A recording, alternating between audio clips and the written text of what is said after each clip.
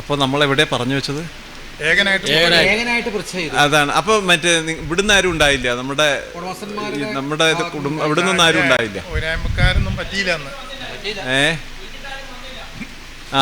തലേദിവസം രാത്രിയാണല്ലോ തീരുമാനം എടുക്കണേ.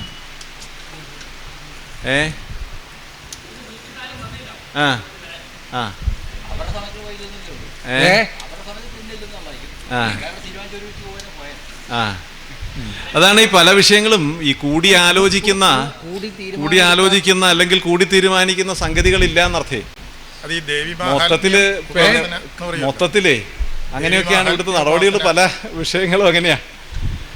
അപ്പോൾ കൂടിയാലോചിച്ച് പരസ്പരം സഹകരിച്ചുകൊണ്ടും ഒക്കെ ആയി പോകുന്നൊരു സമ്പ്രദായം ഒട്ടും ഇല്ലാണ്ടായിപ്പോയി. ഏതാ?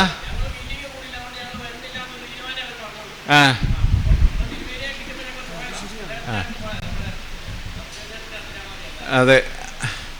അപ്പോ മീറ്റിംഗ് കൂടി പരസ്പരം തീരുമാനിച്ച് അങ്ങനെയല്ല. 2024 ഡിസംബർ മാസത്തില് അന്ന് ചെമ്പല്ലൂരെ പഴയ മാനേജരുണ്ടായിരുന്നു, അദ്ദേഹമായിട്ട് സംസാരിച്ച് അത് കഴിഞ്ഞ് ഇപ്പോഴത്തെ മാനേജരുമായിട്ട് സംസാരിച്ചു ഈ വിഷയങ്ങളൊക്കെ സംസാരിച്ച് കഴിഞ്ഞപ്പോൾ ഉത്സവം കഴിയട്ടെ എന്ന് പറഞ്ഞു.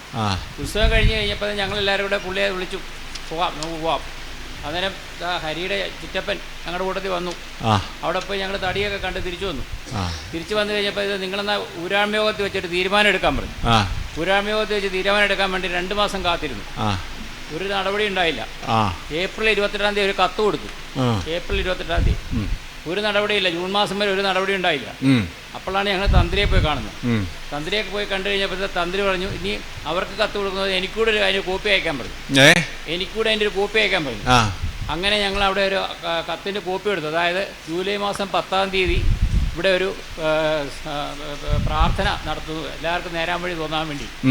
അങ്ങനെ ജൂലൈ മാസം 10-ാം തീയതി ഇവിടെ പ്രാർത്ഥിക്കാൻ വന്നപ്പം തടഞ്ഞു, പറ്റില്ലാന്ന്. ഇങ്ങനെ പണി പറ്റില്ലെന്ന് പറഞ്ഞു മാനേജർ. അത് കഴിഞ്ഞ് അമ്പലത്തിന് മുമ്പിൽ കിടന്ന് ഭയങ്കര തർക്കമായിരുന്നു. തർക്കം കഴിഞ്ഞ് പിന്നെ അദ്ദേഹം തന്നെ വിളിച്ചിട്ട് 13-ാം തീയതി മീറ്റിംഗ് വിളിക്കാമെന്ന് സംസാരിക്കാമെന്ന് പറഞ്ഞു. സംസാരിക്കാമെന്ന് പറഞ്ഞു കഴിഞ്ഞപ്പോഴത്തേക്കും പറഞ്ഞു, സംസാരിക്കാൻ ഞങ്ങൾ എപ്പോൾ വേണേൽ വന്നേക്കാം, 13-ാം തീയതി നമ്മൾ നാട്ടുകാരെ യോഗം വിളിക്കാമെന്ന് പറഞ്ഞു.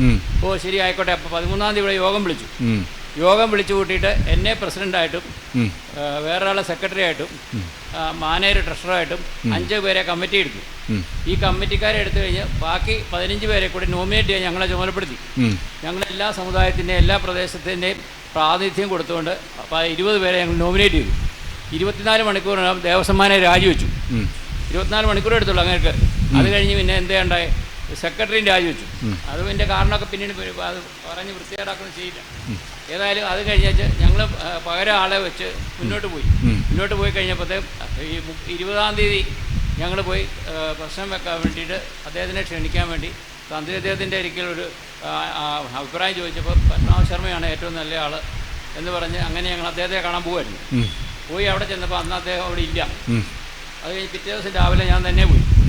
അത് കഴിഞ്ഞ് ഞാൻ 3-4 പ്രാവശ്യം അദ്ദേഹത്തിൻ്റെ വീട്ടിൽ ചെന്നിട്ടാണ് അദ്ദേഹത്തെ കണ്ടുപിടിച്ചിട്ട് തീയതി കിട്ടിയത്. ഈ അച്യുതൻ നായർ അദ്ദേഹത്തിനെ കൂടെ കൂട്ടിയിട്ടാണ് ഒരുപാട് ബുദ്ധിമുട്ടി ഞങ്ങൾ ഡേറ്റ് ഫിക്സ് ചെയ്തത്. ഇതിൻ്റെ പുറകെ ഇവിടുന്ന് ഊരാഴ്മക്കാർ പോയി. ഇതിന് പുറമെ ആഗസ്റ്റ് 31-ാം തീയതി ശരിക്കും പറഞ്ഞാൽ 1972 ഇവിടെ പ്രശ്നം നടത്തിയപ്പം പരമേശ്വരൻ പിള്ള എന്ന് പറഞ്ഞ ഒരാളാണ് പോയത്. ഉച്ചയ്ക്ക് 94 പ്രശ്നം വെച്ചപ്പോൾ 2001 പ്രശ്നം വെച്ചപ്പോഴും ഞാനാണ് പോയത്. ഇനി അനാവശ്യമായിട്ടൊരു യാത്രയും കൂടെ കൂടി പോകേണ്ട ആവശ്യമില്ലായിരുന്നു. അതിൽ 2 തരം സംശയങ്ങൾ ഉണ്ടാക്കാൻ വേണ്ടി മാത്രം വിനിയോഗിക്കാൻ ഇത് ഉപയോഗമുള്ളൂ. ആവശ്യമില്ലാത്ത തർക്കവും വ്യാകരണം ഉണ്ടാക്കുന്നതിന് ദേവസ്വം മാനേജരാണ് മുൻകൈ എടുത്തത്, വേറെ ആരുമില്ല. ദേവസ്വം മാനേജർക്ക് കത്ത് കൊടുത്തപ്പോൾ ദേവസ്വം മാനേജർ ഓട്ടോമാറ്റിക്കായിട്ട് ഊരാഴ്മയോഗം വിളിച്ചു കൂട്ടിയിട്ട് തീരുമാനം ഉണ്ടാക്കേണ്ട അദ്ദേഹത്തിന് ജോലിയായിരുന്നു. അദ്ദേഹം ചെയ്തില്ല. അതാണ് ഈ പ്രശ്നങ്ങൾക്ക് മുഴുവൻ കാരണം. എന്നിട്ടിപ്പം ദേവസ്വം മാനേജർ മറ്റുള്ളവരെ നാട്ടുകാരെ കുറ്റപ്പെടുത്തി നടക്കും. അതാണ് സംഭവം. ഇതിലേ ഇദ്ദേഹം പറഞ്ഞ വിഷയങ്ങളിൽ ഒന്നാമത് ക്ഷണിക്കാൻ പൃച്ഛയ്ക്ക് വേണ്ടി അവിടെ വന്നപ്പോൾ ഇല്ലത്ത് വന്നു എന്ന് പറഞ്ഞു. ആ സമയത്ത് ഞാൻ പറഞ്ഞിട്ട് ഊരായ്മക്കാർ വേണം എന്ന് ഞാൻ പറഞ്ഞിട്ടുണ്ട് ഇല്ലേ? ഊരായ്മക്കാരെ കൂടി ഉൾപ്പെടുത്തിക്കൊണ്ട് വേണം പൃച്ഛ എന്ന് ഞാൻ പറഞ്ഞിട്ടുണ്ടായിരുന്നു. അല്ല അവരൊക്കെ. രണ്ടാമത് ഈ ക്ഷേത്രത്തിൽ ഏത് പ്രവൃത്തി ചെയ്യണമെങ്കിലും ദേവസ്വത്തിൻ്റെ അനുമതിയോട് കൂടിയേ ചെയ്യാവൂ എന്ന് ഞാൻ പറഞ്ഞിട്ടുണ്ട് ഇല്ലേ? ഇങ്ങനെ ഇവിടെ ഒരു കൂട്ടപ്രാർത്ഥന നടത്തണം എന്നല്ല ഞാൻ നിങ്ങളോട് സൂചിപ്പിച്ചത്. എൻ്റെ അടുത്ത് വന്ന് പറഞ്ഞപ്പോൾ ഒരു അഷ്ടമംഗല പ്രശ്നം ഇവിടെ നടത്തണമെങ്കിൽ അതിനെന്താണ് വേണ്ടതെന്ന് വെച്ചാൽ ദേവൻ്റെ അനുഗ്രഹം. നമ്മൾ ദേവനോട് പ്രാർത്ഥിക്കുക, കൂട്ടായിട്ട് വെച്ചാൽ കൂട്ടായിട്ട് പ്രാർത്ഥിക്കുക. അങ്ങനെ ഒരു വാക്ക് ഞാൻ അങ്ങുമായിട്ടൊരു വ്യക്തിബന്ധമുള്ളതുകൊണ്ട് പറഞ്ഞതാണ്. അത് തന്ത്രനിർദ്ദേശപ്രകാരം ഇങ്ങനെ ചെയ്യാൻ പറഞ്ഞു എന്ന് പറഞ്ഞ് ഒരു നോട്ടീസ് അടിച്ചിറക്കി. അതൊരു ശരിയല്ലാത്ത നടപടിയാണ്. ഞാനങ്ങനെ നാട്ടുകാരെ വിളിച്ചു കൂട്ടിയിട്ട് ദേവസ്വത്തിൻ്റെ അനുമതി ഇല്ലാതെ ഇവിടെ ഒരു പ്രാർത്ഥന നടത്താൻ ഞാൻ ഒരാളെ സൂചിപ്പിച്ചിട്ടില്ല. ഇവിടെ ഏത് വിഷയമാണെങ്കിലും ഇപ്പം ഞാൻ അന്ന് പിന്നെ രണ്ടാമത് പത്മനാഭ ശർമ്മ കണ്ടിട്ട് വരട്ടെ രണ്ടാമത് പത്മനാഭ ശർമ്മ കണ്ടു കഴിഞ്ഞപ്പോൾ അദ്ദേഹം ഒരു മഹാമൃത്യുഞ്ജയം ഭഗവത്സേവം ഗണപതിയോമം ഒക്കെ നടത്തണം എന്ന് പറഞ്ഞു. ഞാൻ പറഞ്ഞു ദേവസ്വം പറഞ്ഞാൽ ഞാൻ ഇവിടെ നടത്താം, അതല്ലാണ്ട് പറഞ്ഞ് ഞാൻ നടത്തില്ല എന്ന് പറഞ്ഞു. എന്ത് നടത്തണമെന്ന് ഞാൻ പറഞ്ഞില്ലല്ലോ. അങ്ങ് പറയണ്ടല്ലോ, അങ്ങ് പറഞ്ഞാൽ എനിക്ക് വിഷയമില്ല. അങ്ങ് പറഞ്ഞാലും പറഞ്ഞില്ലെങ്കിലും എന്നെ സംബന്ധിച്ചിടത്തോളം ഇതൊരു തർക്കിക്കാനുള്ള നമ്മളിങ്ങനെ വെറുതെ വാർത്താനം പറഞ്ഞൊരു ബുദ്ധിമുട്ട് ഉണ്ടാക്കാനുള്ള വേദിയല്ല. ഞാൻ എന്നെ പരാമർശിച്ചത് കൊണ്ട് ഞാൻ അതിൻ്റെ വിശദമായിട്ടുള്ള വിവരങ്ങൾ പറഞ്ഞു എന്നേ ഉള്ളൂ. ഞങ്ങളിവിടെ വന്ന് ഊരാഴ്മക്കാരോട് എല്ലാവരോടും സംസാരിച്ചതല്ലെന്ന് പറയാൻ പറ്റുമോ? ആർക്കെങ്കിലും പറയാൻ പറ്റുമോ? ഊരാഴ്മക്കാരോടൊക്കെ സംസാരിച്ചതാ. അവർ ജന്മം ചെയ്താൽ ചെയ്യില്ല. കത്ത് കൊടുക്കാൻ പറഞ്ഞ് കത്ത് കൊടുത്തു കഴിഞ്ഞിട്ട് നടന്നില്ല. പിന്നെയാണ് ഞങ്ങൾ പിന്നെ പോയി അവിടെ പോയി വിളിച്ചത്. അത് കഴിഞ്ഞ് ജൂലൈ 21-ാം തീയതി വിളിക്കുന്നത്. എന്തായാലും ഏപ്രിൽ 28-ാം തീയതി കത്ത് കൊടുത്തു. ആയിക്കോട്ടെ. അപ്പൊ അത് പിന്നെന്താണ് തത്വത്തിലാവാമെന്ന് എന്തായാലും ഈ പിന്നെന്തായാലും രണ്ടുപേരും കൂടി ഒന്നിച്ചു പോവാന്ന് പറയുന്നത് ഉണ്ടാവില്ല എന്നുള്ളത് സ്പഷ്ടമായിരുന്നേ. അത് ഇങ്ങനെ പോകുന്നത് ശരിയല്ലല്ലോ.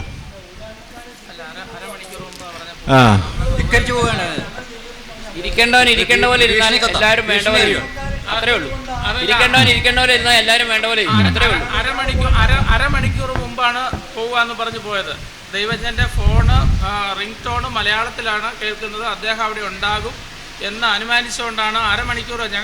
ഞാൻ കൊല്ലത്തിരിക്കുന്നു. ഞാൻ തലേ ദിവസം തന്നെ ഇവിടുത്തെ പ്രധാനപ്പെട്ട ഒരാളോട് ഞാൻ പറഞ്ഞിരുന്നു, നമ്മളിൽ ഊരാൾമക്കാർ രണ്ടോ മൂന്നോ പേരെങ്കിലും വരും, നിങ്ങളത് നേരത്തെ അറിയിക്കണം, ഒരു ബുദ്ധിമുട്ടും ഇല്ലാന്ന് ഞാൻ പറഞ്ഞിരുന്നു. പക്ഷേ പിറ്റേ ദിവസം ഞാൻ വൈകുന്നേരം വിളിച്ചപ്പോൾ ഇവിടുന്ന് പോയിട്ടുണ്ടെന്നാണ് അറിഞ്ഞത്. അതാ അങ്ങനെ ചെയ്യാൻ പാടില്ല. ട്രസ്റ്റ് കാരണം ഞങ്ങൾ ഉച്ച കഴിഞ്ഞാൽ പോയെ. രാവിലെ ഇവിടെ നിന്ന് എല്ലാവരോടും വിളിച്ചു പറഞ്ഞാൽ ഉച്ച കഴിഞ്ഞാൽ പോയെ. കാരണം രാവിലെ വിളിച്ചു പറഞ്ഞാൽ ഞങ്ങളൊക്കെ ഓരോ ജോലി സ്ഥലത്താണ്, ചുമ്മാ ഇരിപ്പല്ല. കാരണം പെട്ടെന്ന് ഓടി വരാൻ പറ്റുന്നതല്ല. ഞാൻ കൊല്ലത്താണ്. ഞാൻ 20-ാം തീയതി ഈ വിവരങ്ങളൊക്കെ പറഞ്ഞ അടുത്ത ആഴ്ച ഒരാഴ്ചക്കകം പോകണമെന്ന് പറഞ്ഞ ഒരാഴ്ചക്കകം പോകണമെന്ന് പറഞ്ഞ അത് സമയം വൈകിയ നേരം കൃത്യം ഡേറ്റ് പറയണം. കൃത്യം ഡേറ്റ് പറഞ്ഞാൽ ഞങ്ങൾ വന്നിരിക്കും. ഒരു ബുദ്ധിമുട്ടും ഇല്ല. പ്രശ്നം എടുക്കേണ്ടത് രണ്ടാമത് പോയ ആളുടെ ആണോ സംശയം? അപ്പൊ ഊരാൺമക്കാർ പോയ പ്രശ്നം എടുക്കണ്ടേ, ഇള് പോയ പ്രശ്നം എടുക്കട്ടെ? അതല്ല, അത് ചെയ്യില്ല. അത് അല്ല, അത് പിന്നെ എന്താ വെച്ചാൽ ക്ഷേത്രത്തിന്റെ ചുമതലപ്പെട്ട ആളുകൾ ഇല്ലാണ്ട് ഒരു കാര്യം ചെയ്യാൻ പറ്റില്ലല്ലോ. അപ്പൊ അവിടെ ചെന്നപ്പോ ദൈവജ്ഞൻ അദ്ദേഹം പറയുകയായി ഇപ്പോഴാണ് അത് പൂർത്തിയായതെന്ന് പറഞ്ഞു. ഞങ്ങൾ അവിടെ ചെന്നപ്പോ ഇപ്പോഴാണ് ഊരാളന്മാര് വന്നപ്പോഴാണ് അത് പൂർത്തിയായതെന്ന് പറഞ്ഞു. മറ്റത് ഇതൊരു മത്സരത്തിന്റെ വേദിയല്ലല്ലോ. മത്സരത്തിന്റെ വേദിയല്ലല്ലോ. ഇപ്പൊ എനിക്കും ഇത് ആരോട് മത്സരിക്കാനാ? അതാ പറഞ്ഞത്, മത്സരിക്കണ്ടേ? കാര്യങ്ങൾ നടത്താന്നുള്ള വേണ്ടത്. കാര്യങ്ങൾ നടക്കണം. 94 പ്രശ്നം വെച്ചപ്പോ ഞാൻ വിളിച്ചുകൊണ്ട് ഒരു സംഭവം ഇവിടെ നടന്നില്ല. പലതും ഈ 2001 പ്രശ്നം എടുത്ത് അല്ലേ, നമുക്ക് പല കാര്യങ്ങളും സമവായത്തിലല്ലാതെ നമുക്ക് ഒരു കാര്യവും നടത്താൻ നോക്കിയാൽ നടക്കില്ല. കാരണം എന്താ വെച്ച് കഴിഞ്ഞാൽ അത് പിന്നെന്താ വെച്ചാൽ ഒരു ക്ഷേത്രമാവുമ്പോൾ അതിന് ബന്ധപ്പെട്ട ആളുകൾ പലരുണ്ടാവും. അപ്പോൾ അവരുമായിട്ട് ആലോചിച്ചുകൊണ്ട് നമുക്കൊരു ദിവസം പോകാൻ തിരുമേനി, അല്ലെങ്കിൽ നമുക്ക് ഇങ്ങനെയാന്ന് ആ ഒരു ചർച്ചയിൽ ആ ഒരു ഭാഷയിൽ ഒരു സംവേദനല്ലേ വേണ്ടത്. ആ രൂപത്തിൽ ചെയ്തുകൊണ്ട് അത് വേണ്ടത്. ഇനിയാണെങ്കിലും അങ്ങനെയാ വേണ്ടത്. ഇനിയിപ്പോ ഒറ്റൊരു കാര്യം പറയാം, ഇതുവരെ കഴിഞ്ഞു പോയ വിഷയങ്ങളെ അല്ല നമ്മൾ ഉദ്ദേശിക്കുന്നത്, ഭാവിയിലേക്കെങ്കിലും. കാരണം ഈ പലപ്പോഴും എന്റെ വീട് ശ്രീധരന്റെ വീടിന്റെ തൊട്ടടുത്താണ്. ഞാൻ എൻ്റെ തിരുമേനിയുടെ വീടിൻ്റെ അവിടെ നിന്നുണ്ട്. തിരുമേനി നിങ്ങൾ സംസാരിച്ചെല്ലാം തീരുമാനം ഉണ്ടാക്കും. ഒരുപാട് പ്രാവശ്യം പറഞ്ഞു. തിരുമേനി അവിടെ ഇല്ലത്തേക്ക് പോകുന്ന കുറേ നേരെ മാനേര് വന്നു. മാനേര് ഇപ്പം തിരുമേനിയോട് പറഞ്ഞു വിട്ടേ ഉള്ളൂ, നിങ്ങളത് സംസാരിച്ച് തീരുമാനം ഉണ്ടാക്കും എന്ന് പറഞ്ഞ് അങ്ങോട്ട് പോയി. പിറ്റേ ദിവസം രാവിലെ തിരുമേനിയോട് ചോദിച്ചാൽ പറയാം ഞാൻ അങ്ങനെ ഒരു കാര്യം സംസാരിച്ചിട്ടേ ഇല്ലല്ലോ. അതിൻ്റെ അന്നേരം ഏറെൻ്റെ ആദ്യമേ അവിടെ നിന്നുകൊണ്ട് പറയാം എന്നാന്നറിയോ, ഇവിടെ വലിയ കെട്ടിടം പണിയായിരിക്കും, കുടിവരം പണി. അപ്പോൾ അവിടെ സംസാരിക്കാതിരുന്നിട്ടാവും. വെള്ളത്തിൽ വാങ്ങി വെക്കാൻ പറയാം ആദ്യം. ഇത് പിന്നെ എന്തായാലും ഈ രൂപത്തിലുള്ള സംഗതികൾ ഇങ്ങനെ പോയാൽ പറ്റില്ല. അത് അങ്ങനെയാണ്. അതെ, അതാണ്. അതെ, ഒരു പ്രശ്നമില്ല. അതാ വേണ്ടത്, അതാ ചെയ്യേണ്ടത്. ഉണ്ടാവുന്നില്ല. അതുണ്ടാവുന്നില്ല, അതാ വേണ്ടത്.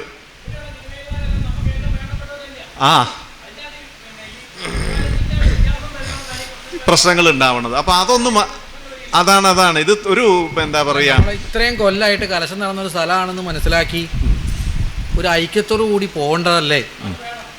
കാരണം ഈ നാടിന് ആപത്തായി നിൽക്കുന്ന ഒരു വിഷയമാണെന്ന് പറഞ്ഞല്ലോ. അതെ, അതിനിയെങ്കിലും ഒന്ന് ശ്രദ്ധിക്കുക. കാരണം എന്താ വെച്ചാൽ ഇതിപ്പോൾ നമ്മളെ കൊണ്ട് നടത്താൻ പറ്റുന്നുള്ള മറ്റു ഭാവത്തിലൊന്നും പുറപ്പെടരുത്. ഇതിന് നമ്മൾ വേണ്ടത് എന്താണ്? ആലോചിച്ച് പരസ്പരം സഹകരിച്ചും സമാധാനിച്ചും തിരുമേനി എന്നൊക്കെ പറഞ്ഞു കഴിഞ്ഞാൽ സംഗതി ഇത്രയേ ഉള്ളൂ. ഇതിൻ്റെ കാര്യമൊക്കെ അത്ര തന്നെ ഉണ്ടാവുള്ളൂ. ആയിക്കോട്ടെ, അതെ ആയിക്കോട്ടെ, ഇതാ ഞാൻ പറഞ്ഞത്. അതാ പറഞ്ഞത്. ഇതൊക്കെ ഒരു ചർച്ചയ്ക്ക് ഒരു ഇതൊക്കെ വേണ്ടേ? അല്ല, അങ്ങനെയല്ല, ആ രൂപത്തിലൊക്കെ വേണം. അതാ പറഞ്ഞത്. തിരുമേനി 2 മണിക്കൂർ തന്നെ ഫോണിൽ സംസാരിച്ച വാർത്തയുടെ തിരുമേനിയായിട്ട് ഞാൻ. ആയിക്കോട്ടെ, ചിലപ്പോൾ ഫോണിൽ കൂടെ അല്ലാന്ന് നമുക്ക് ഒന്നിച്ചൊന്നിരിക്കുക വരൂ എന്നൊക്കെ പറഞ്ഞു കൂട്ടി അങ്ങനെയൊക്കെ ഉണ്ടല്ലോ. ഇതൊക്കെയാണ് അതിന്റെ ഭാഷ വേണ്ടത്. 2 മണിക്കൂർ മറ്റേ അങ്ങനെയൊന്നും അല്ലാതെ. ആയിക്കോട്ടെ, എന്തായാലും ഇത് സമയമില്ല. അതെ, ഇനി ഇതൊക്കെ മറ്റതൊക്കെ പോട്ടെ. ഇനി മേലിൽ ഇങ്ങനെ സംഭവിക്കരുത്. കാരണം ഇത് ഒന്നിച്ച് പോകേണ്ട സംഗതിയാണ്. പിന്നെ ഒന്നിച്ച് അല്ലെങ്കിൽ ഈ കാര്യം ഒന്നും നടക്കില്ല. നമ്മൾ തന്നെ ചെയ്യാന്ന് വിചാരിച്ച ഒരു കാര്യം നടക്കില്ല. അത് എത്ര ബൃഹത്തായ പരിപാടികളാണ് വന്നേക്കണേ. അപ്പോൾ നമ്മൾ എല്ലാവരും ഒരു കൂട്ടായ്മ ഇല്ലാണ്ട് പറ്റുമോ? ഉണ്ടാവില്ല. ഈ 2 കൂട്ടർക്കും ദേവത വേണം. അതുകൊണ്ട് ഉടമസ്ഥന്മാർക്കും വേണം. ഇതിങ്ങനെ പോയാൽ ശരിയാവില്ല. അതെ. പിന്നെ തന്നെയല്ല, ഇതിപ്പോ എന്താ വെച്ചാൽ ഞാൻ പറഞ്ഞില്ല, ഇപ്പോ അദ്ദേഹത്തിന് തന്നെ മനസ്സിന് ക്ലേശം ഉണ്ടാവുന്ന തരത്തിലുള്ള അനുഭവങ്ങൾ ഇവിടെ ഉണ്ടായി, നമുക്കും ഉണ്ടായിട്ടോ. അതും ഇനി പറയേണ്ട വയ്യ ഇല്ലേ? അപ്പൊ ഞാൻ പറയണത് ഇത് പിന്നെ ഇവിടെ നിരന്തരം സംഭവിക്കുന്നു എന്നുള്ളതാ മനസ്സിലാക്കുന്നത്. ദേവനെ ഗൗനിക്കണില്ല എന്നാ പറയേണ്ടത്. ചിലപ്പോഴൊക്കെ പലപ്പോഴും തോന്നിയ ഒരു അനുഭവം അത്. അല്ല, ഗൗനിക്കണില്ല, ഉണ്ടാവണ്ടേ? ദൈവജ്ഞം ദൈവവൽപശ്യേത് എന്നില്ലേ? ഇവിടെ വന്ന് ഇറങ്ങുമ്പോ അച്യുതൻ വന്നില്ലേന്നാ ചോദിക്കണത് എന്നോട്. ഞാൻ പറയണത് അപ്പൊ നല്ല മുഷിച്ചില് തോന്നി. ശരിക്ക് സത്യത്തിൽ നല്ല മുഷിച്ചില് തോന്നി. അപ്പൊ ഈ ഞാൻ പറയണത് എന്താ വെച്ചാൽ, ഇത് പറയേണ്ട പോലെ പറയാനുള്ള വശത ഈ ഔചിത്യം എന്നൊക്കെ പറയില്ലേ, ആ ഔചിത്യക്കുറവ് നല്ലോണം തോന്നിയ സന്ദർഭങ്ങളാ അതൊക്കെ.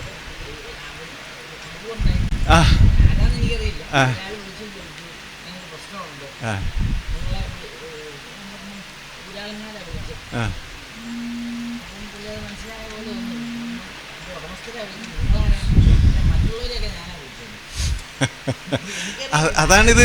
ഇങ്ങനെ ഒരു ഭാഷ വന്നുകൂടാ ഒരിക്കലും. ഇത്തരത്തിലുള്ള ഭാഷ വന്നുകൂടാ. വൈരുദ്ധ്യാണ് ഇത്. പിന്നെ വലിയ വൈരുദ്ധ്യം അത്. അപ്പൊ അതുകൊണ്ട് ഇതൊക്കെ ദിവസം ഇവിടെ നിന്ന് വിളിച്ചു പറഞ്ഞു. അതൊക്കെ ശരിയാണ്. ഞാനിവിടെ വന്ന് ഇറങ്ങുമ്പോ അച്യുതൻ വന്നില്ലേന്നാ ചോദിക്കുന്നത്. തിരുമേനിയുടെ കൂട്ടത്തിൽ വരുമെന്നാ പറഞ്ഞത്. അല്ല, എന്റെ കൂട്ടത്തിൽ വരുന്നാ പറഞ്ഞത്. പിന്നെ അദ്ദേഹം എന്റെ കൂട്ടത്തിൽ വരിക. ആദ്യം ചെയ്യേണ്ടത് എന്താ? എന്നാ വരും, എന്തൊക്കെയാ നമസ്കാരം പറഞ്ഞിട്ടല്ലേ? ഒരു നമസ്കാരം പറഞ്ഞില്ല. ഞാൻ നമസ്കാരം പറഞ്ഞിട്ടാ പറഞ്ഞത്. നമസ്കാരം പറഞ്ഞില്ലേ? നമസ്കാരത്തിന്റെ അല്ല നമ്മൾ കേട്ടത്. നമസ്കാരം പറഞ്ഞ അച്യുതൻ വന്നില്ലേന്നൊരു ആധികാരികമായിട്ടൊരു ഭാഷയാണ്. എനിക്ക് ശരിക്കും നല്ലോണം മുഷിഞ്ഞു അത്. ഈ ഔചിത്യക്കുറവ് പിന്നെ പലയിടത്തും കണ്ടിട്ടുള്ളത് കൊണ്ട് ഇതൊരു പുതുമയായിട്ട് തോന്നിയില്ല എന്ന് മാത്രമേ ഉള്ളൂ.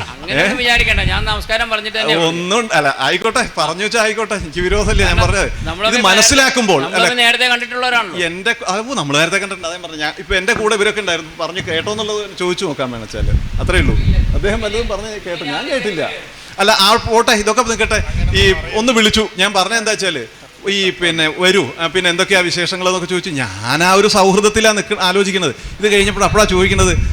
അപ്പൊ അങ്ങനെ വന്നങ്ങോട്ട് ഇറങ്ങിയപ്പോഴാണ് അച്യുതൻ വന്നില്ലേ എന്നാണ്. പിന്നെ അത് കഴിഞ്ഞിട്ട് ഇപ്പം ഞങ്ങൾ ഇങ്ങോട്ട് കയറി. അദ്ദേഹം അവിടെ കാത്തു നിൽക്കുന്നുണ്ട്. അദ്ദേഹം പ്രതീക്ഷിക്കുന്ന എന്നെയല്ല എന്ന് എനിക്ക് തോന്നി. ഒരു പരിചയഭാവം ഈ ഭാഗത്തുനിന്ന് എവിടെ നിന്നും കിട്ടിയിട്ടില്ല. ഞാൻ ഒരാളും ഉണ്ടായിരുന്നില്ല. ഞാൻ അദ്ദേഹത്തെ മാത്രം പറയുകയല്ല, ഇനിയിപ്പോൾ ഊരാളന്മാരും ഉണ്ടായിരുന്നിട്ടില്ല. ഞാൻ പറയണത് ഇത് പിന്നെ എന്താണ്, ഇത് ഇവിടുത്തെ അനുഭവമാണ്, ദേവന്റെ അനുഭവമാണ്. ഇവിടെ വന്ന് ഇറങ്ങിയ സമയത്ത് ഉണ്ടായ അനുഭവം ഇതാണ്. അത് കഴിഞ്ഞിട്ടെന്നാ പിന്നെ എന്താണ് അച്യുതൻ വന്നില്ല എന്താണെന്ന് ചോദിച്ചുകൊണ്ട് നമുക്ക് വേണമെങ്കിൽ അകത്തേക്ക് കയറി വരാം. ഇതൊന്നും ഉണ്ടായിട്ടില്ല. അത് കഴിഞ്ഞിട്ട് അദ്ദേഹം അവിടെ തന്നെ കാത്തു നിൽക്കുകയാണ്. അപ്പം എന്നെ പ്രതീക്ഷിക്കുന്നില്ല എന്ന് എനിക്ക് തോന്നിയതേ. നമ്മുടെ ഉള്ളിൽ തോന്നിയ വികാരമല്ലേ നമുക്ക് പറയാൻ പറ്റുള്ളൂ. നമുക്കുള്ളിൽ തോന്നിയ വികാരമല്ലേ എനിക്ക് പറയാൻ പറ്റുള്ളൂ. അതങ്ങനെ ഉണ്ടായത്. അത് കഴിഞ്ഞ് പിന്നെ കുറെ കഴിഞ്ഞ് കഴിഞ്ഞപ്പോൾ ഞാൻ എന്ത് ചെയ്തു വെച്ചാൽ, കുറെ കഴിഞ്ഞ് കഴിഞ്ഞപ്പോൾ ഈ മനുഷ്യൻ ഇവിടെ നിന്നുകൊണ്ട് ഇതാവെന്ന് വിചാരിച്ചിട്ട് ഞാൻ പതുക്കെ ഒരു അച്യുതനെ ഫോൺ വിളിച്ചു. നിങ്ങൾ ഇന്നലെ അദ്ദേഹത്തെ വിളിച്ചു, അവരോട് വിളിച്ചു പറഞ്ഞിരുന്നില്ലേ എന്ന് ചോദിച്ചു. അപ്പോൾ ഇല്ലയെന്ന് പറഞ്ഞു. ഒന്ന് പറഞ്ഞോളൂ എന്ന് പറഞ്ഞിട്ട് ഞാൻ ആ ഫോൺ കൊടുക്കുകയുണ്ടായത്. അതിനുശേഷം അദ്ദേഹം അകത്തേക്ക് വന്നത്. ഞാൻ ഈ ഞാൻ പറയുന്നത് വെച്ചാൽ ഈ മുഷിച്ചിൽ ഏതൊക്കെ ഭാഗങ്ങളിൽ ഉണ്ടാവും ആ രൂപത്തിലൊക്കെ ഉണ്ടായിട്ടുണ്ട് എന്നർത്ഥം. ഇതിനു മുമ്പും ഇതുപോലുള്ള സംഭവങ്ങൾ ഇതൊക്കെ എന്തുകൊണ്ടാണ് വരണത് എന്ന് വെച്ചാൽ, ആദ്യം പറയേണ്ടത് അവസാനം പറഞ്ഞാൽ കുഴപ്പമൊന്നുമില്ല. അദ്ദേഹം കുഴപ്പമൊന്നുമില്ല, കാര്യം വേറെ കുഴപ്പമൊന്നുമില്ല. അച്യുതനെ അന്വേഷിക്കണം, ഞങ്ങളൊക്കെ വലിയ വളരെ സുഹൃത്തുക്കളാണ്. ഒരാൾക്കും ഒരു വിഷമം വരണമെന്ന് ചിന്തിക്കുന്നവരല്ല ആരും. അപ്പോൾ പിന്നെ എന്താണ്, അദ്ദേഹം നമുക്ക് വളരെ വേണ്ടപ്പെട്ട ആളാണ്. ഞങ്ങൾ ഒന്നിച്ച് വരാമെന്ന് ഞാൻ തലേ ദിവസം അദ്ദേഹം വിളിച്ചപ്പോൾ ഞാൻ അദ്ദേഹത്തോട് പറഞ്ഞതാ. അതിന് മുന്നേ പറഞ്ഞ് നമ്മൾ തീരുമാനിച്ചാണ്. അതിന് മുമ്പ് തന്നെ ഞങ്ങൾ തീരുമാനിച്ചതാ. 2 വണ്ടി വേണ്ട, എന്തിനാ വെറുതെ ഒരു സ്ഥലത്ത്. അതുകൊണ്ടാണ് ഇന്ന് വന്നതും ഒന്നിച്ചാ. അപ്പൊ ഞാൻ എനിക്ക് പിന്നെ ഇദ്ദേഹം ഇടയ്ക്കിടയ്ക്ക് ഇങ്ങനെ പറയുന്നുണ്ട്, അച്യുതൻ പറഞ്ഞു അദ്ദേഹത്തെ കൂട്ടിക്കൊണ്ട് വരുള്ളൂ തീരുമാനിച്ചു. അല്ല, തിരുമേനി തലേന്ന് ഈ കാര്യം സംസാരിച്ചതുകൊണ്ട് മാത്രമാണ് അദ്ദേഹം വന്നില്ലെന്ന് ചോദിച്ചത്. അതാ ഞാൻ പറഞ്ഞത്, ആദ്യം പറയേണ്ടത് അവസാനമായി പോയി. ഇവിടുത്തെ നിമിത്തങ്ങളായ വിഷയങ്ങൾ ഇവിടെ ദേവൻ വരുന്ന സമയത്ത് ദേവനെ എല്ലാവരും അന്വേഷിക്കുന്നത്. ദേവന്റെ അന്വേഷണം, ദേവനെ പറ്റിയിട്ടുള്ള അന്വേഷണങ്ങളില്ല, വേറെ എന്തൊക്കെയോ ആണ് നിങ്ങളുടെ മനസ്സിൽ. ദേവൻ ആരും അല്ലാണ്ടാവുകയാണ്. ഞങ്ങൾ തന്നോളണം കേട്ടോ, ഭംഗിയായിട്ട് പോവും. അതെങ്കിലും ശ്രദ്ധിക്കുക. അതേ പറയാം, അതാ പറഞ്ഞത്. അത് ഭംഗിയായിട്ട് പോവുക.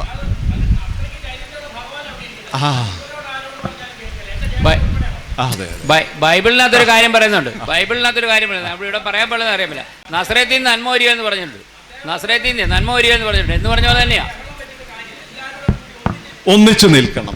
അല്ല, പ്രവർത്തിച്ച എല്ലാവർക്കും ഓരോ തരത്തിലുള്ള ബുദ്ധിമുട്ടുണ്ടായിട്ടുണ്ട്. തന്ത്രിക്ക്, മേശാന്തിക്ക്, ഉടമസ്ഥന്മാർക്ക്, കമ്മിറ്റിക്കാർക്ക്, ബന്ധപ്പെട്ടവർക്ക് എല്ലാവർക്കും പലതരത്തിലുള്ള വിഷമം ഉണ്ടായിട്ടുണ്ട്. അതെല്ലാം മാറ്റിവെച്ച് ഒരു ഐക്യത്തോടു കൂടി പരസ്പര ബഹുമാനം കൊടുക്കുക. അതാണ് വേണ്ടത്.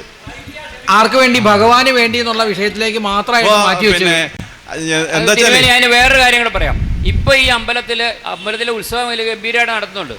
ഈ ഉത്സവം ഗംഭീരമായിട്ട് നടത്താൻ വേണ്ടിയിട്ടുള്ള സംവിധാനം ഉണ്ടാക്കിയതിന്റെ പ്രധാന ആള് ഞാനാ. അതിന് ഏറ്റവും കൂടുതൽ തന്തയ്ക്കുവിളി കേട്ടത് ഞാൻ. അങ്ങയെ സംബന്ധിച്ച് കേട്ടോ, ഒറ്റ നിമിഷം. ഒരു കാര്യം ഇദ്ദേഹത്തിനെ സംബന്ധിച്ച് അദ്ദേഹം ഒന്നും ചെയ്തില്ല. ഇദ്ദേഹത്തെ സംബന്ധിച്ച് അങ്ങൊന്നും ചെയ്യാത്ത ആളാണെന്നോ, അല്ലെങ്കിൽ എന്റെ അനുഭവത്തിൽ വന്ന ചില വസ്തുതകളെ ഞാൻ സൂചിപ്പിച്ചു. അത് ഇവിടുത്തെ അവസ്ഥയാണെന്നാണ് പറഞ്ഞത്, അല്ലാതെ അദ്ദേഹത്തിന്റെ കുറ്റമല്ല പറഞ്ഞത്. ഇത് ഇവിടുത്തെ ദോഷമാണ്. അപ്പൊ ആ ദോഷം പിന്നെ ഇദ്ദേഹത്തിലൂടെ വന്ന ഭാവത്തിന്റെയും ഭാഷയുടെയും പ്രത്യേകത പല നിലയ്ക്കും നമുക്ക് അനുകൂലമായിട്ട് തോന്നിയിട്ടില്ല എന്നുള്ള കാര്യം സ്പഷ്ടമാണ്. വേറൊരു കാര്യമുണ്ട്, ഞാൻ പേഴ്സണലി സ്ട്രിക്റ്റാ. എന്താ പേഴ്സണലി സ്ട്രിക്റ്റാ? അതായത് ഏത് കാര്യം ഒക്കെ സ്ട്രിക്റ്റ് ഒക്കെ ആവാം. അതെന്താണെന്നറിയോ, നമുക്ക് അത് നടക്കില്ല. അതുകൊണ്ട് എല്ലാം നടക്കില്ല. ഇതെന്താണെന്നറിയോ, ഇത് നമ്മൾ വ്യക്തിപരമായിട്ട് സമ്പ്രദായമായിട്ട് ഒരു കാര്യം നടക്കില്ല. ഇപ്പൊ ഈ പ്രശ്നം ഇവിടെ നടക്കാൻ തന്നെ കാര്യം ഞാനാ. അതെ, അതായിക്കോട്ടെ. ഇപ്പോ പ്രശ്നം നടന്ന ഇതിന്റെ വിഷയമൊന്നും അല്ലാതെ നമ്മള് ഒരു പൊതുവായ ഒരു വിഷയത്തിൽ ഇടപെടുമ്പോൾ എല്ലാവരെയും സമന്വയിപ്പിച്ചു കൊണ്ടുപോകാനുള്ള ബുദ്ധി ഉണ്ടാവണം എന്നുള്ളത് മാത്രമേ ഇപ്പൊ അതിൽ പറഞ്ഞതുള്ളൂ. ആ രൂപത്തിൽ ചെയ്യുക. ഞാൻ വിചാരിച്ചു നടത്താം എന്നൊന്നും വിചാരിച്ച് പുറപ്പെടരുത്. തിരുമേനിയോടൊരു കാര്യം പറഞ്ഞാൽ മനസ്സിലാവുമെങ്കിൽ മനസ്സിലാക്കാം. ഒരു പശുവിനെ പിടിച്ചുകൊണ്ട് ആടിന്റെ നടുക്കൊണ്ട് നിർത്താം, മൂക്ക് പിടിച്ച് വെള്ളത്തിൽ മുട്ടിക്കുക, പക്ഷെ അത് വിചാരിക്കാൻ വെള്ളം കുടിക്കാൻ. അതാ സത്യം. അപ്പോ അതുകൊണ്ട് ആ സമവായ ബുദ്ധി എല്ലാത്തിലും പുലർത്തുക എന്ന് മാത്രമേ അതിൽ പറയാനുള്ളൂ. അല്ല, നമ്മൾ ആലോചിച്ചു, ഈ നാട്ടിലെ എത്ര അമ്പലങ്ങൾ ഇത്രയും വർഷം കലശം നടക്കാത്ത ഒരു അമ്പലം ഉണ്ടെന്ന് ആലോചിച്ച് നോക്കൂ. ചെറിയ അമ്പലങ്ങൾ വരെ എത്രയോ ഭംഗിയായിട്ട് തീർക്കണം. നമ്മൾ ആലോചിച്ച് നോക്കൂ. സഹകരിച്ചാൽ മതി. ഈ 25 കൊല്ലമായിട്ട്, ഇത്രയും കാലമായിട്ട് ഈ അമ്പലത്തിൽ കലശം വേണമെന്നോ, ഈ അമ്പലത്തിൽ എന്തെങ്കിലും കാര്യങ്ങൾ നടക്കണമെന്നോ ഊരാൺമക്കാർ ചിന്തിച്ചില്ല. ഇതൊക്കെ ഞാൻ പറയട്ടെ, ഇതൊക്കെ നമ്മൾ പറഞ്ഞു കഴിഞ്ഞ വിഷയമാണത്. പിന്നെ എന്താണ് കാലങ്ങളായിട്ട് കലശം കഴിയാത്ത വിഷയങ്ങൾ, പിന്നെ ഉത്സവാദികളിൽ മുടക്കം വന്ന സംഭവങ്ങൾ, പിന്നെ അത് ഒക്കെ എന്താണ് മനഃപൂർവ്വം മുടക്കപ്പെട്ട വിഷയങ്ങൾ, ഇതൊക്കെ നമ്മൾ ചർച്ച ചെയ്ത വിഷയങ്ങളാണ്. ഇത് നമ്മൾ ഇങ്ങനെ പറഞ്ഞു വിടുന്നതുകൊണ്ട് കാര്യമില്ല. ഇനി ഭാവിയിലേക്ക് നന്നാവാൻ എന്താ, ഒരാൾ മാത്രം വിചാരിച്ചാൽ നന്നാവില്ല, ഉറപ്പാ. അപ്പോൾ അതെല്ലാവരും വിചാരിക്കണം. എങ്ങനെയാ വിചാരിക്കുക? അതിന് നമ്മൾ ഒരു സൗഹൃദമായ രൂപത്തിലുള്ള സമീപനം എല്ലാ രംഗത്തും ഉണ്ടായില്ലെങ്കിൽ അത് നടന്നോളണമെന്നില്ല. ഒന്നും നടക്കില്ല. അതാ പറഞ്ഞത്. അപ്പൊ അതുകൊണ്ട് ഇനിയെങ്കിലും ഞാൻ വിചാരിച്ചത് മാത്രം നടക്കണം, അല്ലെങ്കിൽ ഞാൻ വിചാരിച്ചത് നടത്തും, ഇല്ലെങ്കിൽ ഞാൻ നടത്തും, ഇങ്ങനെയുള്ള ബുദ്ധിയൊക്കെ ഒഴിവാക്കിയിട്ട് ഞാൻ പറഞ്ഞില്ലേ ഭഗവാനെ നല്ലോണം വിചാരിച്ചപ്പോൾ അദ്ദേഹം പറഞ്ഞത് ഇപ്പോൾ പിന്നെ ആചാര്യൻ തന്ത്രി പറഞ്ഞത് എന്താ വെച്ച് കഴിഞ്ഞാൽ എല്ലാവരും കൂടി ചേർന്നുകൊണ്ട് ശരിക്കും പറഞ്ഞാൽ ഭഗവാന്റെ മുമ്പിൽ ഞാൻ എന്നുള്ള ഭാവമില്ലാതെ നാമമൊക്കെ ജപിച്ച് ഇതായിട്ട് ചെയ്യണം എന്നാണ് അദ്ദേഹം പറഞ്ഞിട്ടുള്ളത്.